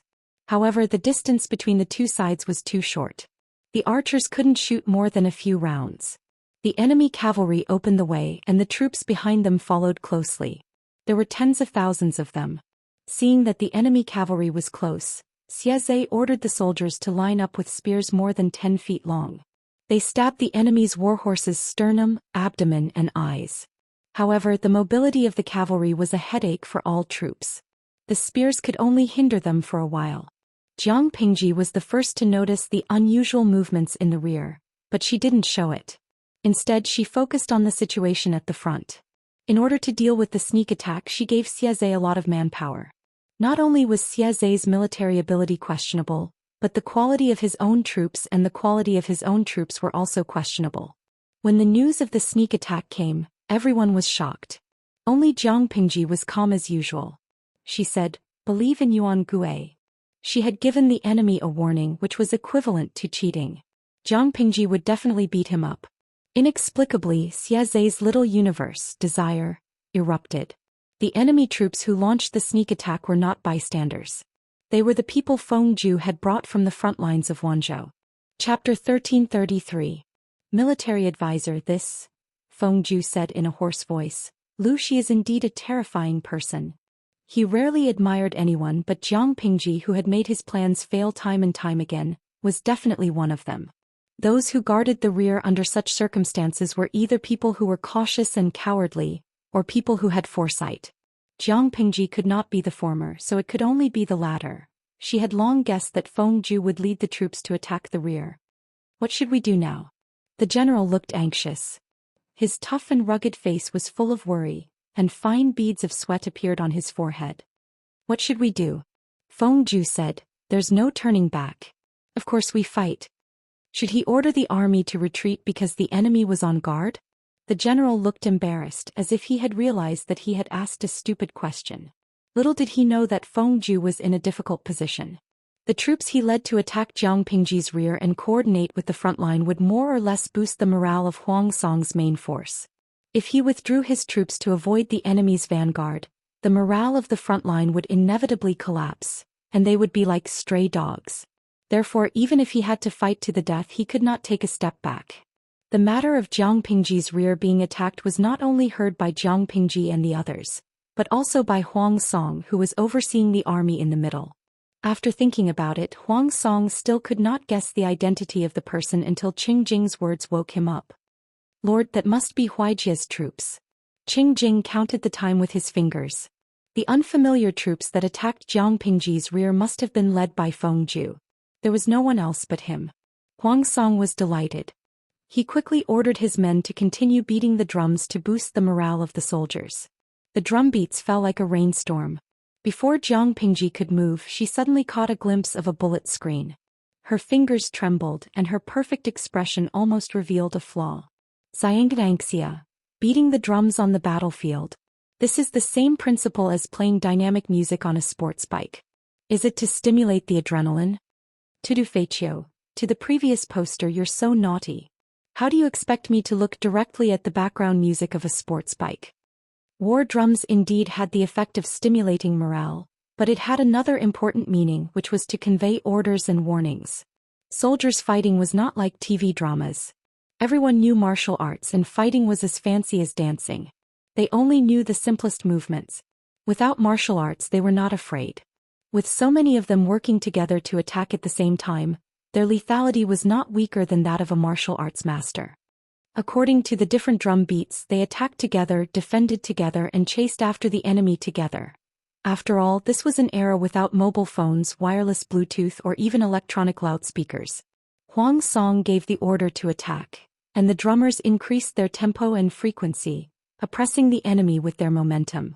If they could break through the enemy's line of defense in one go and inflict heavy casualties on the enemy, the morale of the soldiers would continue to rise. The soldiers under Jiang Pingji's command also noticed the changes in the rear. The frontline soldiers were timid for a moment. Before they could react, the enemy had already pounced on them like wolves and tigers. Perhaps the injuries on his body were not fatal, but the enemy's stomp was enough to turn him into a bloody pulp. Seeing the situation, Jiang Pingji immediately changed her tactics and adopted a defensive formation to defend against the enemy. The morale on Huang Song's side was not stable. As long as Feng Ju's army could not break through the rear, and the frontline soldiers could not defeat the enemy, the morale of Huang Song's army would definitely plummet over time. When the time came, Jiang Pingji would give the order to switch from defense to offense and destroy the enemy's psychological defense in one fell swoop. She was calm and unhurried, issuing military orders one after another. Sure enough, Huang Song's side could not gain any advantage. On the other side, Xiaxie's side had also stabilized the situation. Not only did he not allow the enemy to advance any further, but he also forced them to retreat a little. Today's battle is of utmost importance.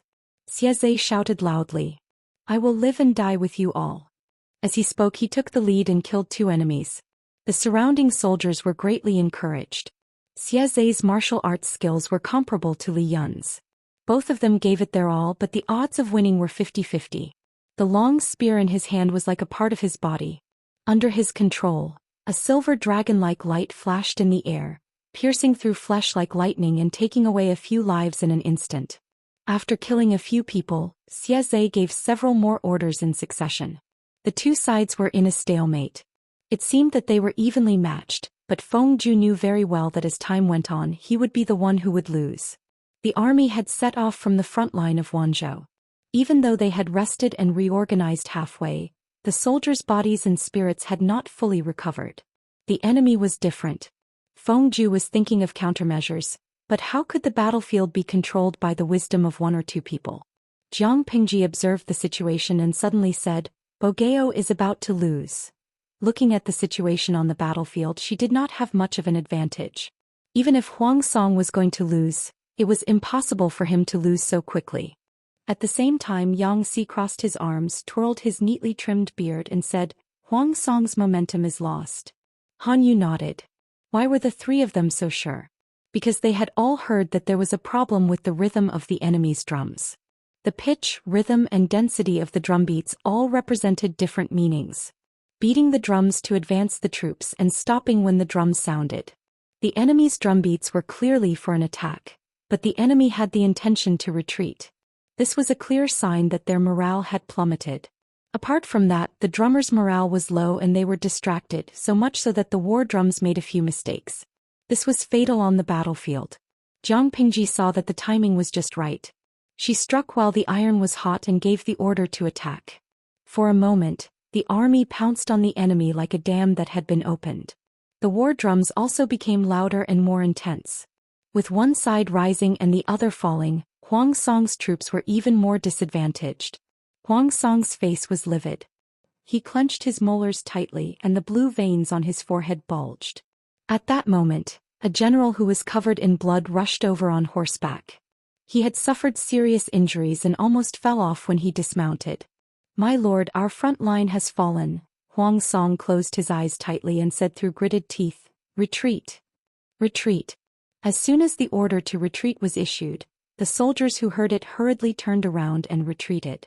All of them only wanted to escape, which made it easy for the enemy who was chasing after them. Jiang Pingji's side pressed on with a spurt of energy and pursued the enemy. The number of corpses left behind by the enemy's retreat was almost equal to the previous losses. The front line won a great victory. Feng Ju, who was in the rear, was also affected and quickly fell into a disadvantageous position. Jiang Pingji's gaze was distant. Her left hand gently stroked the hilt of the god-slaying saber at her waist. After a while she said, "Summon Captain Jiang. Mobilize 5,000 troops and horses and follow me." When Yangxi heard this, his nerves tightened with a clang. Han Yu was a little slow to react. His lord was going to, "My lord, don't chase a cornered enemy." Yangxi widened his eyes and squeezed out the words that even he himself did not believe. "Take advantage of their weakness and kill them." Jiang Pingji sneered. "I only know how to beat a drowning enemy." When Jiang Nongqin received the news, she mobilized 5,000 elite cavalrymen without hesitation. No matter whether the Lord's orders were right or wrong, they were golden rules to her. Chapter 1334. They thought they could finally be at ease. Who knew that their lord was such a worrisome person? Han Yu said, "Are we short of 5,000 soldiers and horses? Why don't we bring more?" If it were not forbidden, Han Yu really wanted to bring all the troops to ensure his lord's safety. Jiang Pingji said, "Why do we need so many people? If 5,000 soldiers can't take down Bogeo, why should I keep them and waste our food?" If 5,000 light and heavy cavalry soldiers could not take down the defeated soldiers who had lost their morale and were like stray dogs, Jiang Pingji really wanted to scold them as useless snacks. Although her words were harsh, no one could refute what Jiang Pingji said because she had the right to say so. "Nongqin, let's go." Jiang Pingji waved her horsewhip. Little White took the lead and rushed out. Jiang Nongqin rode her horse and followed closely behind. 5,000 light and heavy cavalry soldiers followed. Looking at his lord's back, Yangxi almost suffocated. He raised his hand and kept rubbing his left chest. With such a lord, his life would be shortened. Han Yu's face darkened. He caught a glimpse of Yangxi's action and asked, "What's wrong with you? Why didn't I know you were ill?" Yangxi said, "Since I followed such a lord, I'm worried that I'll fall ill." Han Yu was strangely silent for a few seconds. He could understand what Yangxi meant and felt the same way. Without comparison, there would be no harm. He thought of his former lord, Su Bei. Although he was not as versatile as his lord, at least he was less worrisome. The two of them did not have time to chat. Although Huang Song's side had retreated in defeat, they had not dealt with the enemy troops who had attacked them from behind. Although Xieze did not have a strong desire for fame and fortune as a military general, who would dislike having too much glory bestowed upon him, Xieze was no exception. If they could completely defeat the enemy troops who had attacked them from behind, it would be a great achievement. Feng Ju saw that the situation was hopeless and began to retreat in an orderly manner. However, the soldiers had lost their morale. One by one, they were like headless flies, throwing away their armor and running for their lives. The negative emotions were contagious. First, it affected a group of people, then it spread to thousands of people. Feng Ju saw this and his face turned ashen. He almost fell off the horse. Fortunately, he was supported by someone. Otherwise, he would have been injured or killed if he had fallen from such a high horse in such a chaotic situation. "Military advisor, this general will escort you out of here." Fengju woke up from the discomfort of the spinning world. His lips were dry and peeled and he looked particularly haggard. You don't have to worry about me. It's more important to gather the troops and retreat. As long as the green hills last, one need not worry about firewood. If they missed the best opportunity, they would be completely annihilated. Just as they were talking, a deafening battle cry came from behind them. Even though they had been fighting for several hours and the soldiers were exhausted, the enemies in front of them were all meritorious. With meritorious service, they would be able to earn high rewards. No matter how tired their bodies were, their minds were still active and excited. Oh no, military advisor, the enemy is here. As they fled, the number of soldiers around them grew fewer and fewer. The soldiers who were left behind were either hacked to death or captured alive. General left the battlefield with nearly 1,000 of his trusted subordinates and Fengju, but Xianxia seemed to have eaten a weight and was determined to chase after them. After a round of pursuit and encirclement, there were only 100 or 200 soldiers left. Most of them were injured and had almost no combat power left. The enemy was still following closely behind. The night was getting darker and darker. A cold wind blew, bringing with it the strong smell of blood. It was so strong that it was nauseating. The battle cry was so faint that it seemed to be drifting from the horizon. Fengju stared at the enemy soldiers who surrounded them with a fierce look. Xianxia was riding a tall horse. The two sides were more than 10 feet apart. The soldiers surrounded them and tied their hands behind their backs. They even put swords to their necks. Xianxia glanced around and was satisfied. He raised his hand and waved. Take all of them back and wait for my lord to deal with them. Fengju tried to struggle, but the soldiers who restrained him were so strong that he couldn't move at all. There were different levels of captives. The soldiers who sold their physical strength were at the bottom of the pyramid. The value they produced was not enough for them to eat. Fengju belonged to the top of the pyramid. Xianxia wanted to bring rare talents to his lord, regardless of whether they could pledge allegiance to her or not. To prevent Fengju from having thoughts of suicide, he even sent people to watch over him. Fengju snorted sarcastically. At the same time, Jiang Pingji led 5,000 troops to chase after Huang Song. Although it was said to be a chase, it was actually a slaughter. Many enemy soldiers tried to stop them, but they died under the horses' hooves. Their corpses were trampled into minced meat. Wherever the cavalry passed, piles of corpses were left. The darkness of the night was a good cover, but it didn't pose any obstacle to Jiang Pingji. Therefore, the time she took to catch up with Huang Song was much shorter than what he had expected. Facing 5,000 light and heavy cavalry, Huang Song only felt calm. Instead, he felt like, it's finally here. Originally, there were 30,000 to 50,000 remaining soldiers to cover his escape, but the soldiers were already scared out of their wits by the enemy. How could they still have the will to fight? Under the onslaught of the enemy's pursuers, some fled, some got lost, and some fell apart. When Huang Song was besieged, there were less than 3,000 soldiers around him. 3,000 crippled soldiers against 5,000 elite cavalrymen. The result was obvious. This could be considered a one-sided slaughter. When Huang Song and the others were captured, the outcome was finally decided. Jiang Pingji swung the blood-stained god-slaying knife in her hand. The blood left a long mark on the ground. She called out loudly, "Is that Bogeo in front?" Hearing how Jiang Pingji addressed him, Huang Song, who was in dire straits, laughed bitterly. "Lanting, are you still willing to call me that? In this chaotic world, you and I have no choice. But business is business, personal is personal," Jiang Pingji said. "Don't you still call me Lanting?" "I have no choice." Huang Song looked dispirited.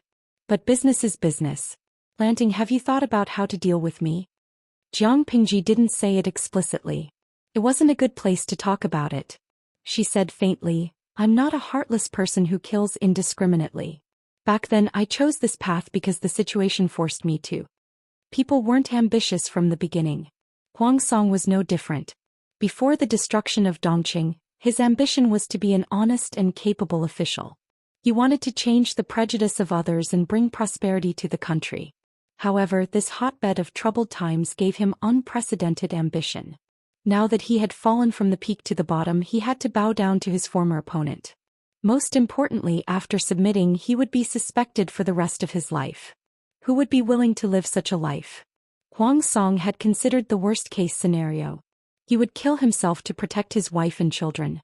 But every time he thought of what his wife, Qi Chaolan, said that day, the courage to kill himself receded like the tide. He said, "Lanting, you've really given me a difficult problem." Chapter 1335. The night breeze blew, adding to the indescribable loneliness. Huang Song was silent for a long time, as if he was considering the truth of Jiang Pingji's words. "It's getting late. If we don't go back soon, I'm afraid Zixiao and the rest will get sick from anxiety." Jiang Pingji tilted her head and said to Jiang Nongqin, "Bogeo is my close friend. His status is not comparable to that of an ordinary person. Instruct your subordinates to be careful and not to neglect the distinguished guest." Jiang Nongqin had no objections. She accepted the order and said, "I will obey your orders." Although Huang Song was a captive, Jiang Pingji did not have any intention to kill him. Naturally, she would not deliberately humiliate him. If he was sensible, why not spare his life? If he would rather break than bend, she could only kill him. She and Huang Song were indeed friends, but feelings were a supplement and not a necessity for her. She had to give it up, she would not be sentimental. Huang Song did not say anything, but he did not resist either. He tacitly agreed to Jiang Pingji's arrangements. Compared to his calmness and indifference, the reactions of the others were more intense. Some cried hysterically, some were like dead water and all their hopes were dashed. Some were trembling with fear. When the soldiers wanted to tie him up with ropes, his body shook like a sieve. Despair shrouded them like dark clouds. No one knew where their future lay. According to the rules of the past, if the lord of a force was defeated and captured, most of the officials under her would not have a good ending. Some could still jump ship and change bosses. Some would forever be suspected and suppressed because they had a close relationship with their old masters. They would be depressed for the rest of their lives. Jiang Pingji did not think so much. She only knew that the battle between her and Huang Song had finally come to an end. All that was left was to deal with the aftermath and recover Haozhou. It would not take much time. After thinking about it carefully, she felt that the pressure on her shoulders had lightened. She even had the leisure to chat and laugh with Jiang Nongqin. Jiang Nongqin did not dare to keep pace with her lord. She maintained a respectful posture. Even when riding a horse, she lagged behind her by half a horse's body. Jiang Pingji said, "You have made such a great contribution this time. What do you want, Nongqin?" Jiang Nongqin said without hesitation, "It's my honor to go through fire and water for you, my lord. How can I claim credit and ask for rewards?" It was reasonable for her to give up her life for the lord. Jiang Nongqin did not lack anything.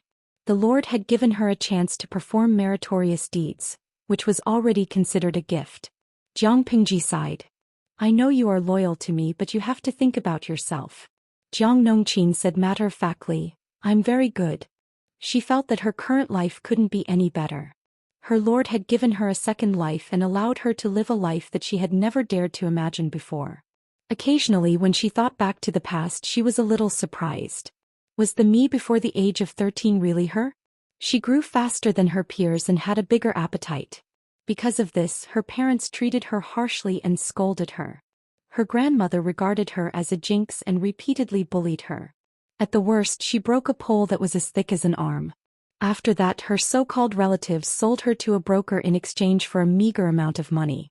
He entered the Lu residence by chance, but because he looked more mature, he was humiliated by the steward's son. She had long been ready to die. The Lord had given her the meaning and courage to live, allowing her to enter a level that most people in the world could not reach.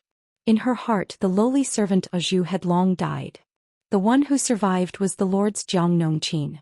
Jiang Pingji was very stingy with her feelings, but Jiang Nongqin was one of the special cases. "I heard that you and Jing Rong." Jiang Pingji was not a professional iceman, but every pair of mandarin ducks that had been brought together by her was a model couple.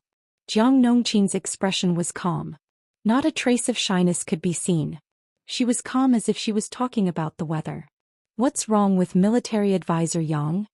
I remember that Nongqin is only a year and a few months older than me." Jiang Pingji said, "The war will stop for a while. Don't you want to take advantage of the gap to settle the matter between you and Jing Rong? His peers have given birth to a few children, but he is still alone."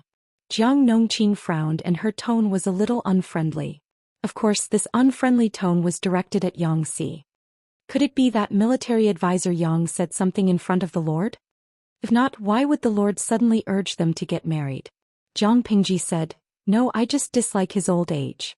If the two of you don't hurry up, it will affect the children more or less." Jiang Nongqin said, "Will it?"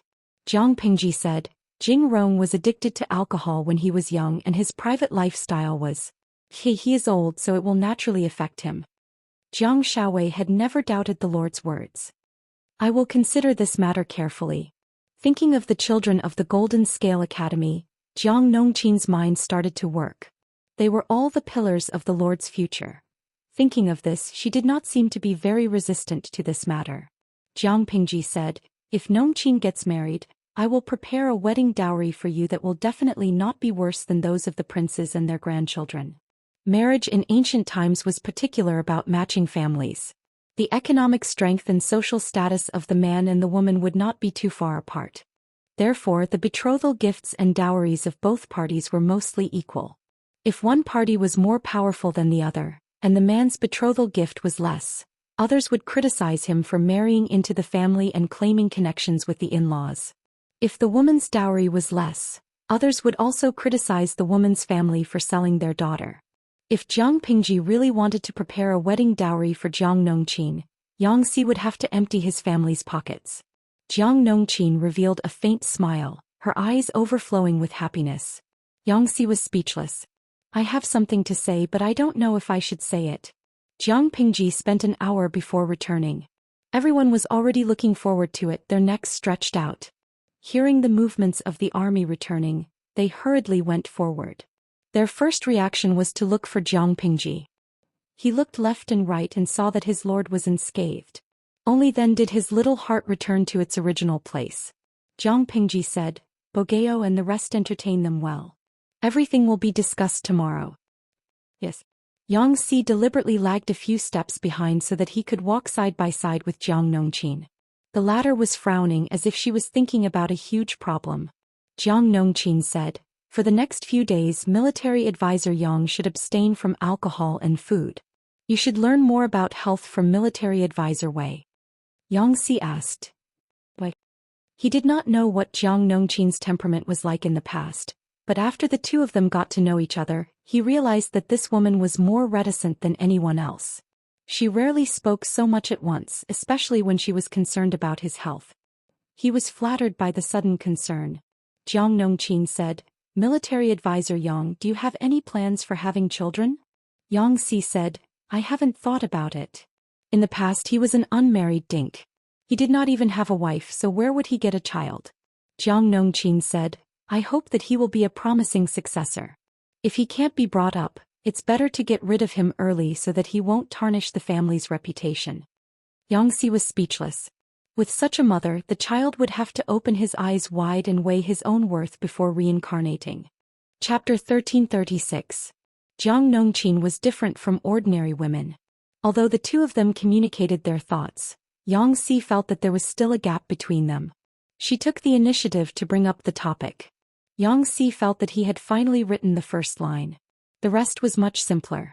However, the two of them were not emotional people. They talked more about official matters. He asked curiously, "Where did the Lord capture Huang Song?" Jiang Nongqin said, "It doesn't matter where. No matter where he is, he can't escape from the Lord's palm." Yangxi had a certain immunity to such die-hard comments. He automatically ignored them. Did he have any extreme reactions when he was captured?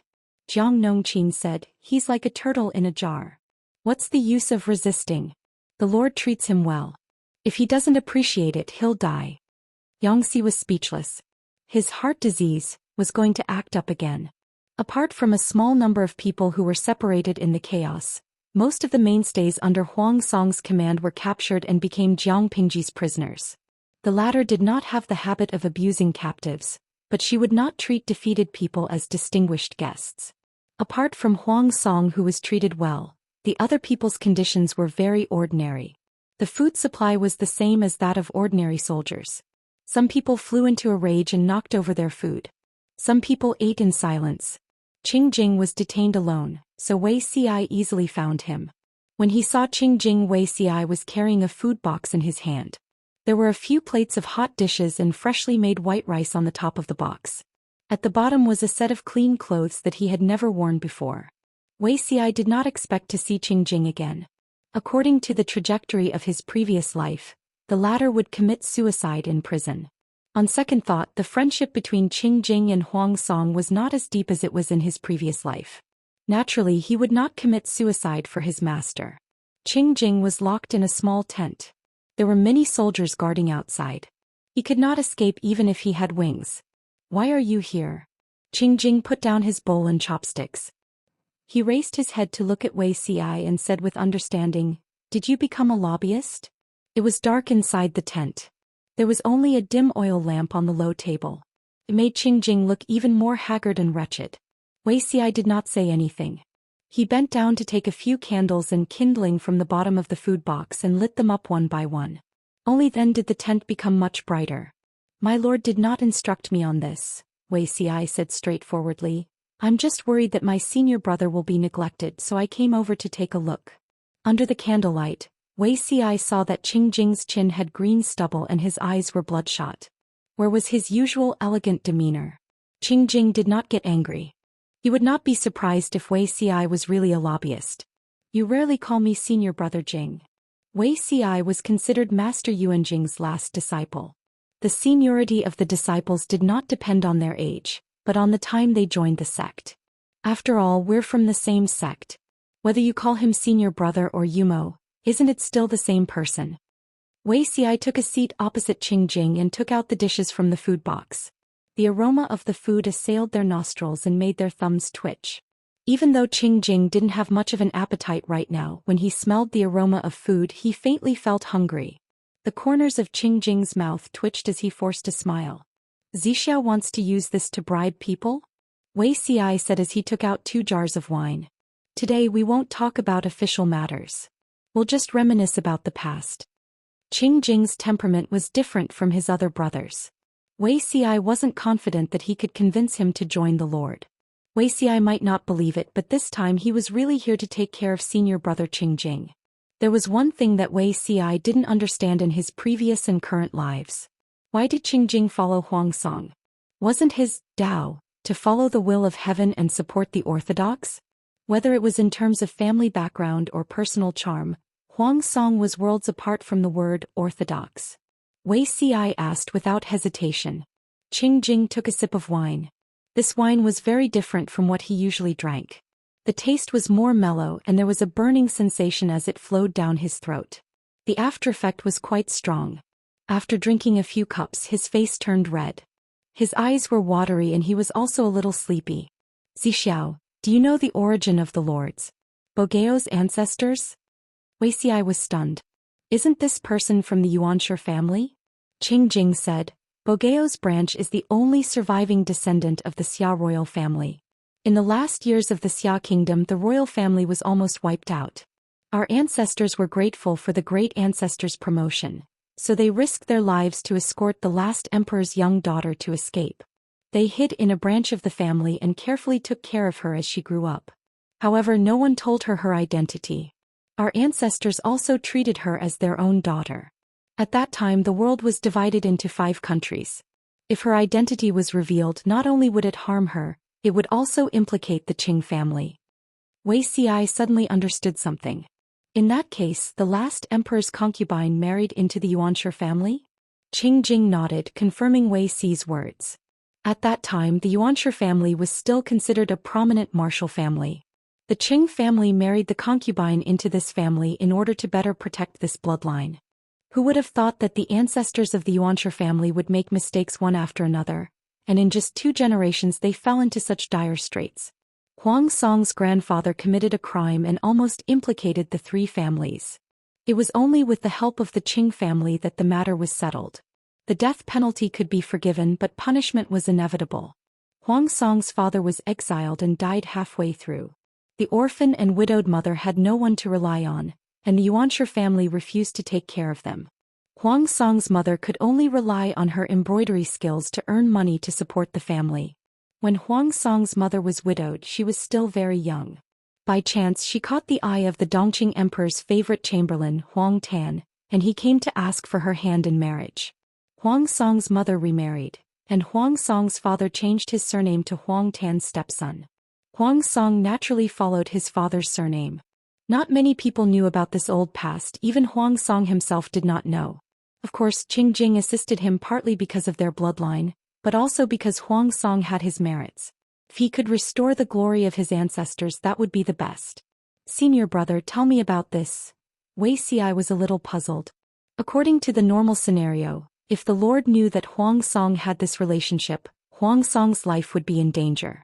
Qing Jing said, the remaining power of the Xia kingdom has long been gone. Whether Bogeo has royal blood or not, does it matter? Moreover, there were only a few people who knew about this matter, and most of them were dying.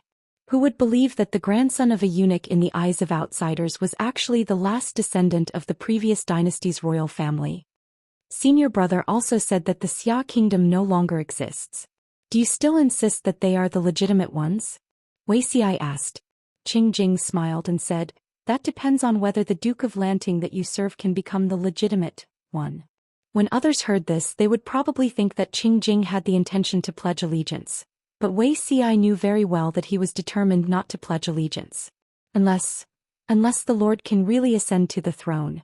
Wei Xi sighed and said, Senior brother, do you have the heart to waste your time and be an idler in the mountains? Qing Jing said, this is not a question of whether I have the heart or not. This is a question of whether the Duke of Lanting is willing to fulfill my wish. He did not have the initiative. Qing Jing was not against serving Jiang Pingji, but it was not the current her. Wei Xi said, Senior brother, don't you think it's a pity? What a waste of a good time. If the world was at peace, it would be extremely difficult for Qing Jing to be put in an important position. Would he really not be depressed in the future? Qing Jing said, there's Wei Xi, Yangxi and Han Yu. Qing Jing is not missing. The Yuans under Huang Song were the only ones who were powerful.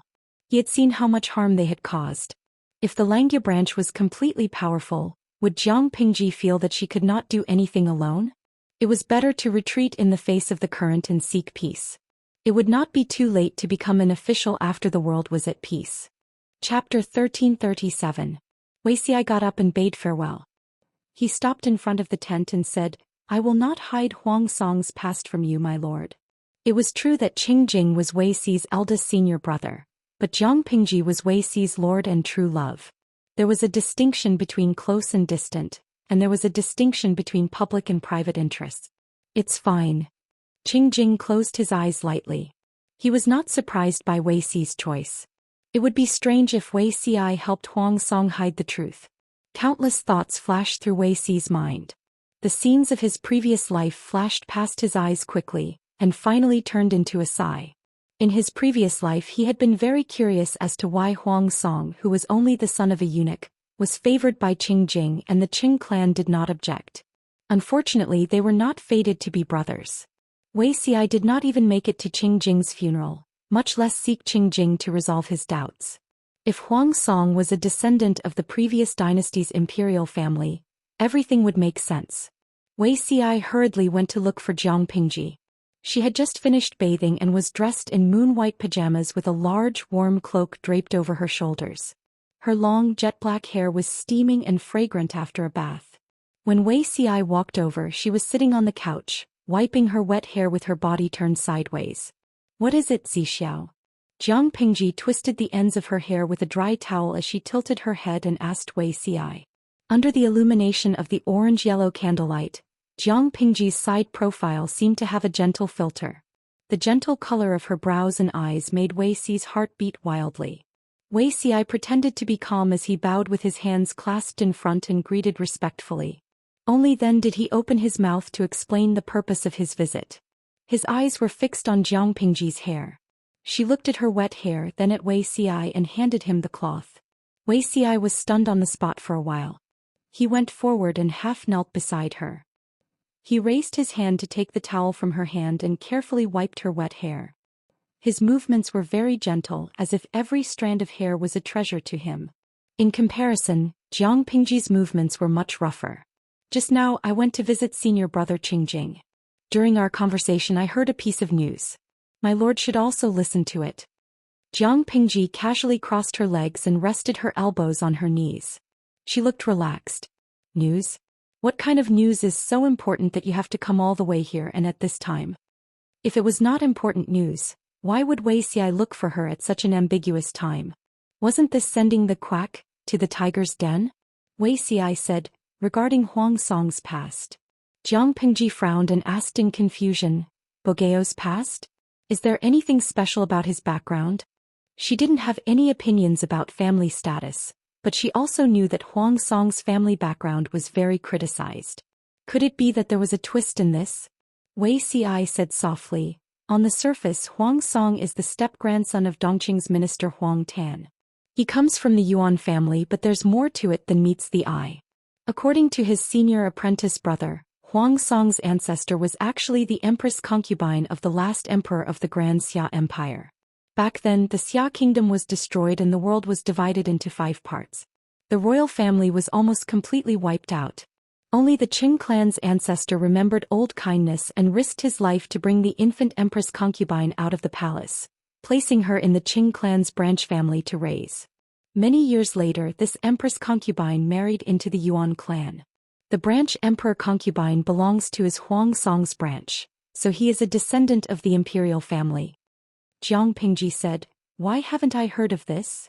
Wuxia combed her wet hair with his fingers and said, once the identity of being a descendant of the Xia kingdom's imperial family gets out, it will definitely lead to the destruction of the clan.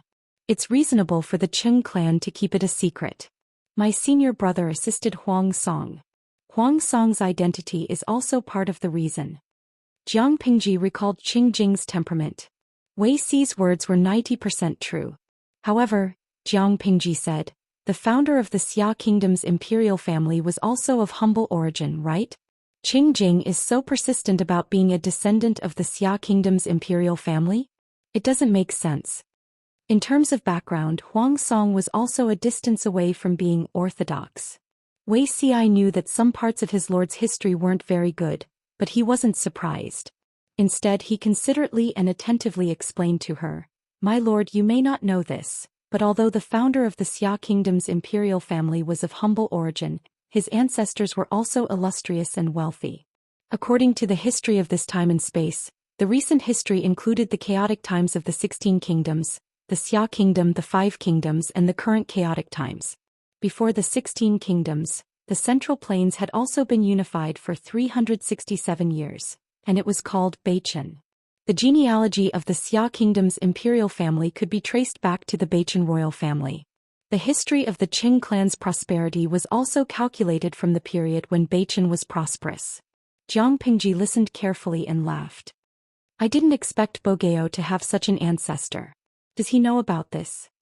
Wuxia shook his head and said, most likely he doesn't know. If he knew, he would have used this to change the public's opinion. In an era that was particular about one's background, it was better to rely on one's ancestors. Even if one's ancestor had long passed away, he could still protect his descendants in public opinion.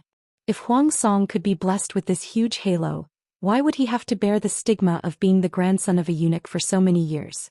Jiang Pingji smiled and said, if I were Bogeo, even if I knew, I wouldn't say anything.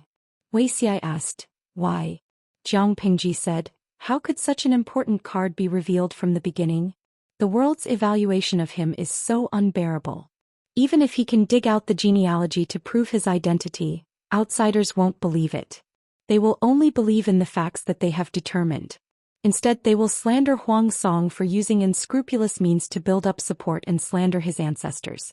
When he has a certain level of success and can look down on others, it will be better to reveal it.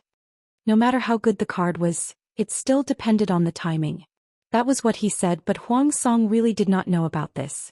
Qing Jing also planned to reveal it when the time was right. However, Qing Jing could not wait for this opportunity. Jiang Pingji raised her hand and tucked her long hair behind her ear. A faint smile hung at the corner of her lips, as if she did not take Wuxi's news to heart.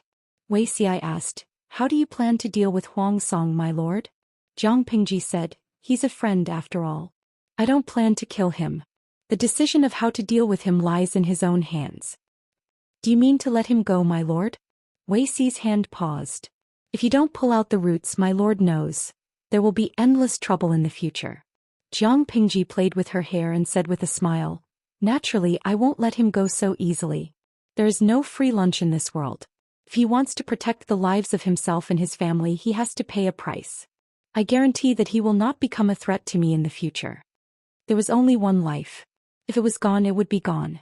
It all depended on whether Huang Song was willing to pay for it. A trace of doubt flashed in Wei Si's eyes. He did not know what his lord had thought of. "I plan to have a talk with Bogeo. If he agrees, what's wrong with me letting him go? If he doesn't agree, I will give him a dignified death for the sake of our friendship in the past." Jiang Pingji grabbed her half-dry hair. "By the way, what's Qing Jing's attitude?" Wei Si said vaguely, "He supports the orthodoxy." Jiang Pingji raised her eyebrows and asked in return, "What if I become the orthodoxy?" Wei Si said, "I'll be at your command, my lord." Chapter 1338. Jiang Pingji asked Wei Si to help her dry her hair. She took out a green hair tie and tied her long, smooth hair behind her back. The attire greatly reduced her original sharpness, but instead added a touch of gentleness. She had the charm of a girl for the first time. "Zixiao, are you curious about the method I used to solve Bogeo's problem?" Wei Si nodded honestly. He was indeed curious, but there were some things he couldn't ask too deeply. He could only bury his doubts in his heart. "Zixiao, why don't you come with me?" Jiang Pingji stood up and tidied the clothes draped over her shoulders. She said with a smile, "If I go to see Bogeo like this and no one follows me, who knows what kind of scandals will happen outside." They did have scandals in the past, but no one took it seriously. Wei Si lowered his eyes and didn't comment, but the curvature of his lips revealed his inner thoughts. "Oh yes, remember to bring a set of brush, ink and paper. Bring a few more sets of paper." Jiang Pingji leisurely walked in her wooden clogs to see Huang Song. Wei Si followed closely. The patrolling soldiers stood and saluted when they saw the two of them. "Bogeo shouldn't be asleep yet, right?" Wei Si said with a smile. "Once he becomes my lord's captive, I'm afraid he won't be able to sleep even if he has a big heart." Huang Song indeed hadn't fallen asleep. He tossed and turned over Jiang Pingji's words. "How will you know if it's a difficult or easy question if you don't try?" He wasn't sure what Jiang Pingji meant. It wasn't that he was stupid, he just didn't dare to believe it. What was the reason for letting him go? Was it because of the so-called youthful friendship? Such an excuse could only deceive ignorant people. In the face of conflicts of interest, all emotions had to give way to conflicts of interest. If Jiang Pingji was an emotional person, perhaps it would be somewhat believable. However, he was a rational person and wouldn't easily be swayed by his emotions. He thought about it and still felt that it was better to commit suicide. As long as he died, Jiang Pingji wouldn't be ruthless toward his former officials. At the same time, she would treat his family well. The wife and children shouldn't be implicated. A dignified lord wouldn't treat orphans and widows harshly for the sake of his reputation. Su Pei's family was the best example. Han Yu had also joined Jiang Pingji's camp. He would more or less take care of his former master's family and children. It might not be very glamorous, but at least they would be safe. Huang Song's current mood was somewhat similar to Jiang Pingji's in the past. Back then, she had been betrayed and slandered by her companions, and the Federation had secretly arrested her. Her first reaction was to resist arrest by force and chase after the real culprit single-handedly. As a soldier of the Federation, she naturally trusted it, but because of the conflict of interests, this trust had to be marked with a question mark. "I knew you hadn't slept." After Jiang Pingji entered the tent, she happened to see Huang Song staring blankly at the saber on the table. She smiled without changing her expression. Behind her were Wei Si and a few cooks from the logistics department. The cooks were carrying utensils for roasting meat and hot pot, as well as many ingredients. Huang Song looked up and was dumbfounded. "What kind of stance is this?" Jiang Pingji said, "I'm looking for you for supper. I'm hungry." "Huang Song." Jiang Pingji raised her hand and threw the sword to Wei Si.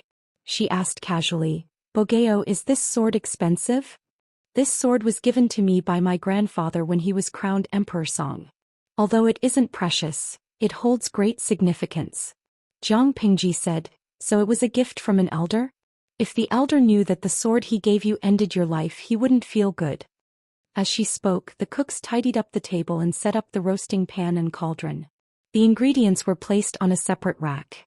Another person lit the cauldron and poured the seasoning that had been seasoned with good flavor. It's a pity that alcohol is forbidden in the army. Otherwise we can have supper and drink at the same time. Jiang Pingji sat opposite Huang Song, while Wei Xi sat beside her and behind her. Landing, why are you here? Huang Song didn't have the appetite to eat. He said directly, what's the matter? Why don't you tell me? Jiang Pingji moved her chopsticks and put the ingredients into the boiling pot. She smiled and said, when we're 60 years old, I wonder if we'll have the opportunity to have a meal together. Huang Song's expression changed.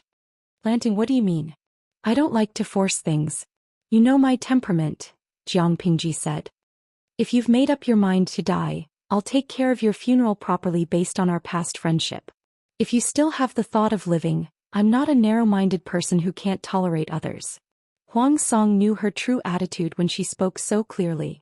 After a long time, for hidden dangers, it's best to cut the weeds and eliminate the roots. You keep such a hidden danger.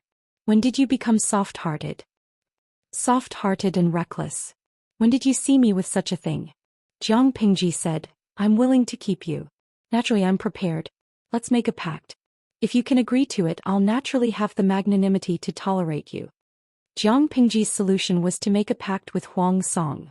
If he wanted his life, he would have to give up a certain amount of freedom and rights as the price. Huang Song was silent. I'm willing to swear an oath of blood with you. You don't have to worry that I'll betray you before the blood in my mouth dries. Huang Song's expression changed. He looked at Jiang Pingji with a complicated gaze. She was serious. It was the first time Huang Song recognized this point so clearly. In this era, everything was bad except for the high moral bottom line. They valued the spirit of the contract very much. After the oath was made, both parties would be bound. If one party took the lead in betraying the covenant, the moral level would be untenable.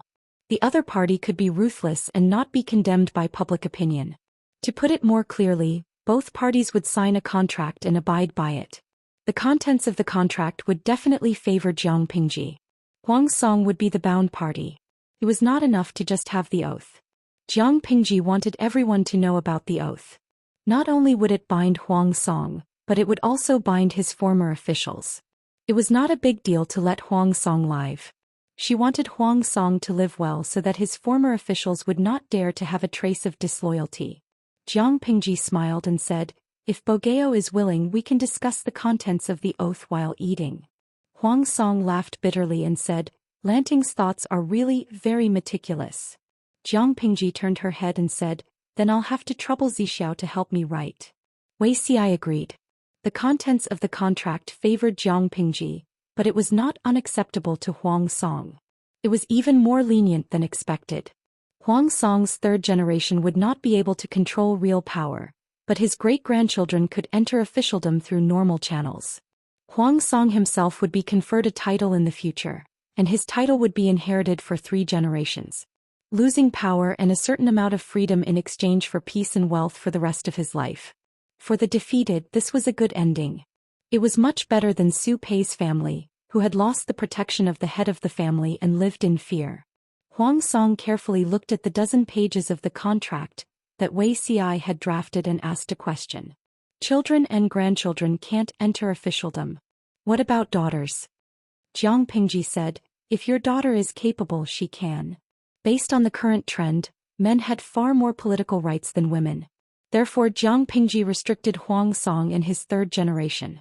After all, they were old friends. She did not want Huang Song's family, who had no real power, to be looked down upon. Therefore she left some leeway.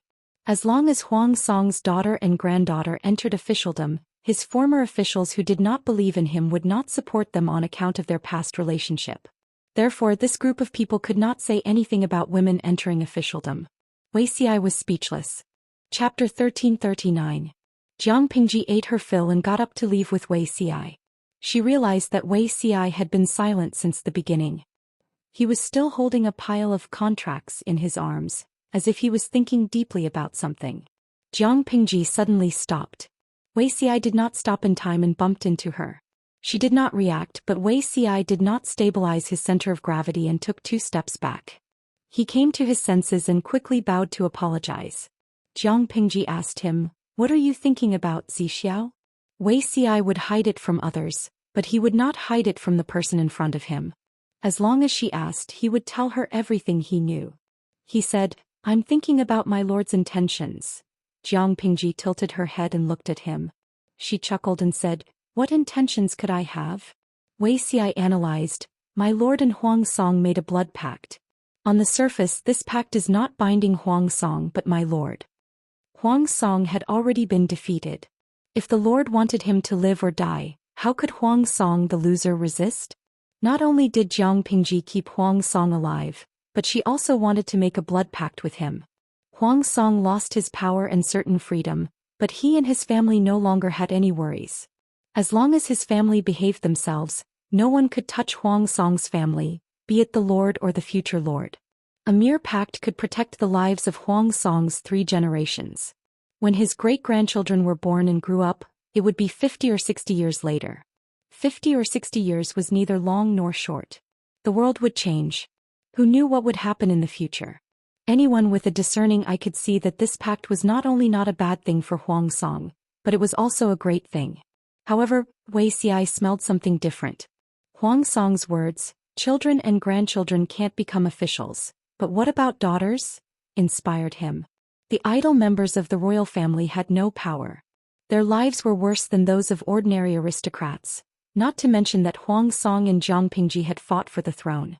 Without power and being unable to become an official, what was the use of being a noble? In order to keep the family name, Huang Song's descendants had to expend energy to train their daughters and even granddaughters to help them enter the official career. Huang Song's old officials would not stop them for the sake of their past friendship and immediate benefits. Instead, they would push them from behind. 50 or 60 years was enough for the power structure of the court to change dramatically. When the Empress ascended the throne, she could use force to overcome the chaos. After peace, the officials still hoped for a male heir to inherit the throne. The risk of a woman giving birth was too great. No one could guarantee that a woman giving birth would not be dangerous. To the officials, male heirs did not have the burden of pregnancy. Their chances of survival were higher, and they were more effective in stabilizing the court. In addition, women's status in the imperial court was too low. This was also one of the problems that hindered the succession system of the Empress. Wei Xi guessed with a trembling heart. Was his lord paving the way for the future crown princess? Back then, when the crown princess was conferred and the previous inheritance mechanism was overturned, His Majesty Wei Xi was under a lot of pressure. Had he already made arrangements in this life? At the thought of his daughter from his past life, Wei Xi could not help but feel his eyes welling up.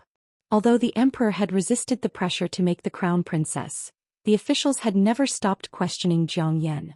She could only shut those people up if she did it flawlessly. One could imagine what kind of pressure this successor had to bear from birth to adulthood.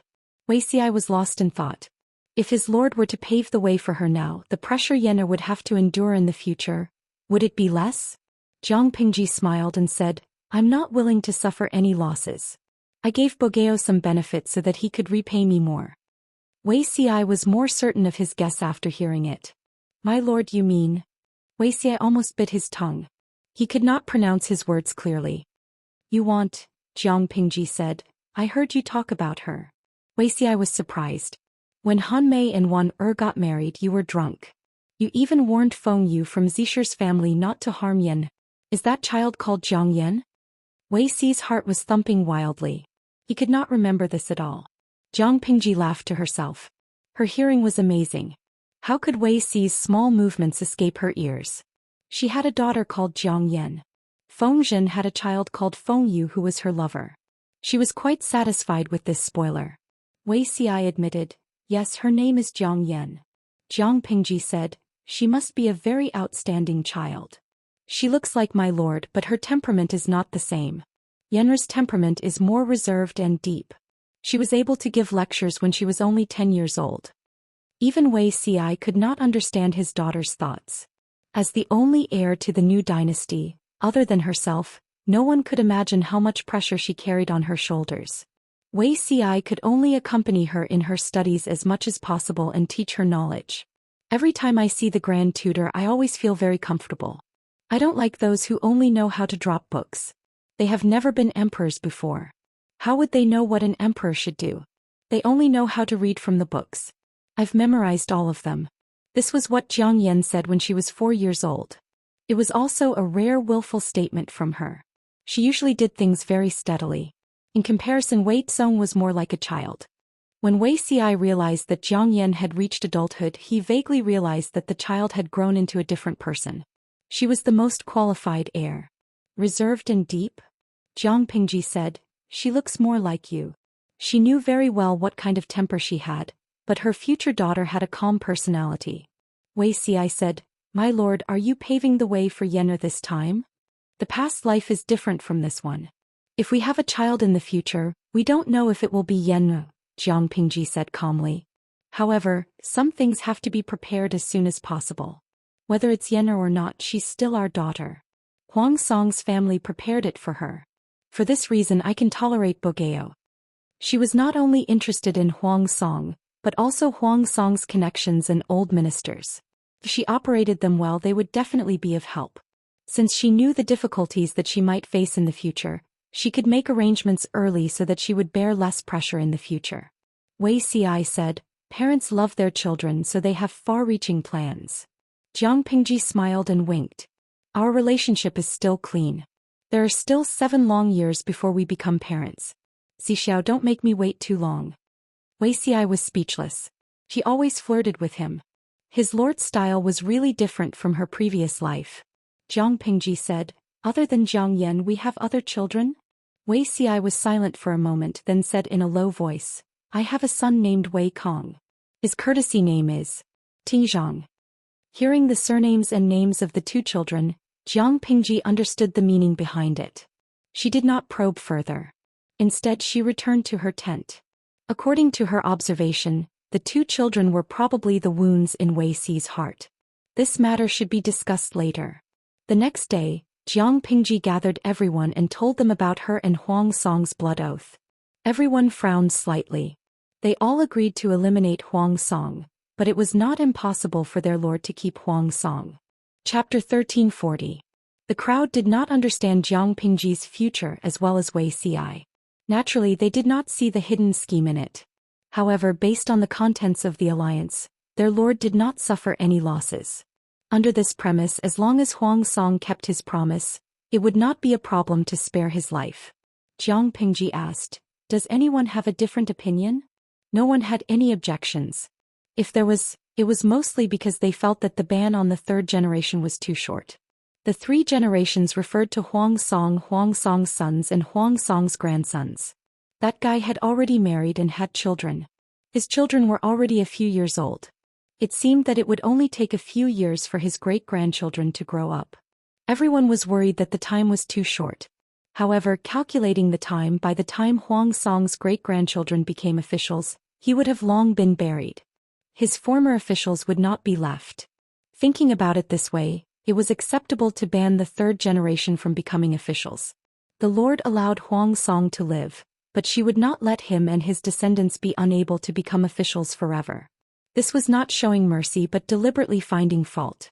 Jiang Pingji saw that the young princesses were so reasonable and felt satisfied. She then ordered people to prepare for the alliance ceremony.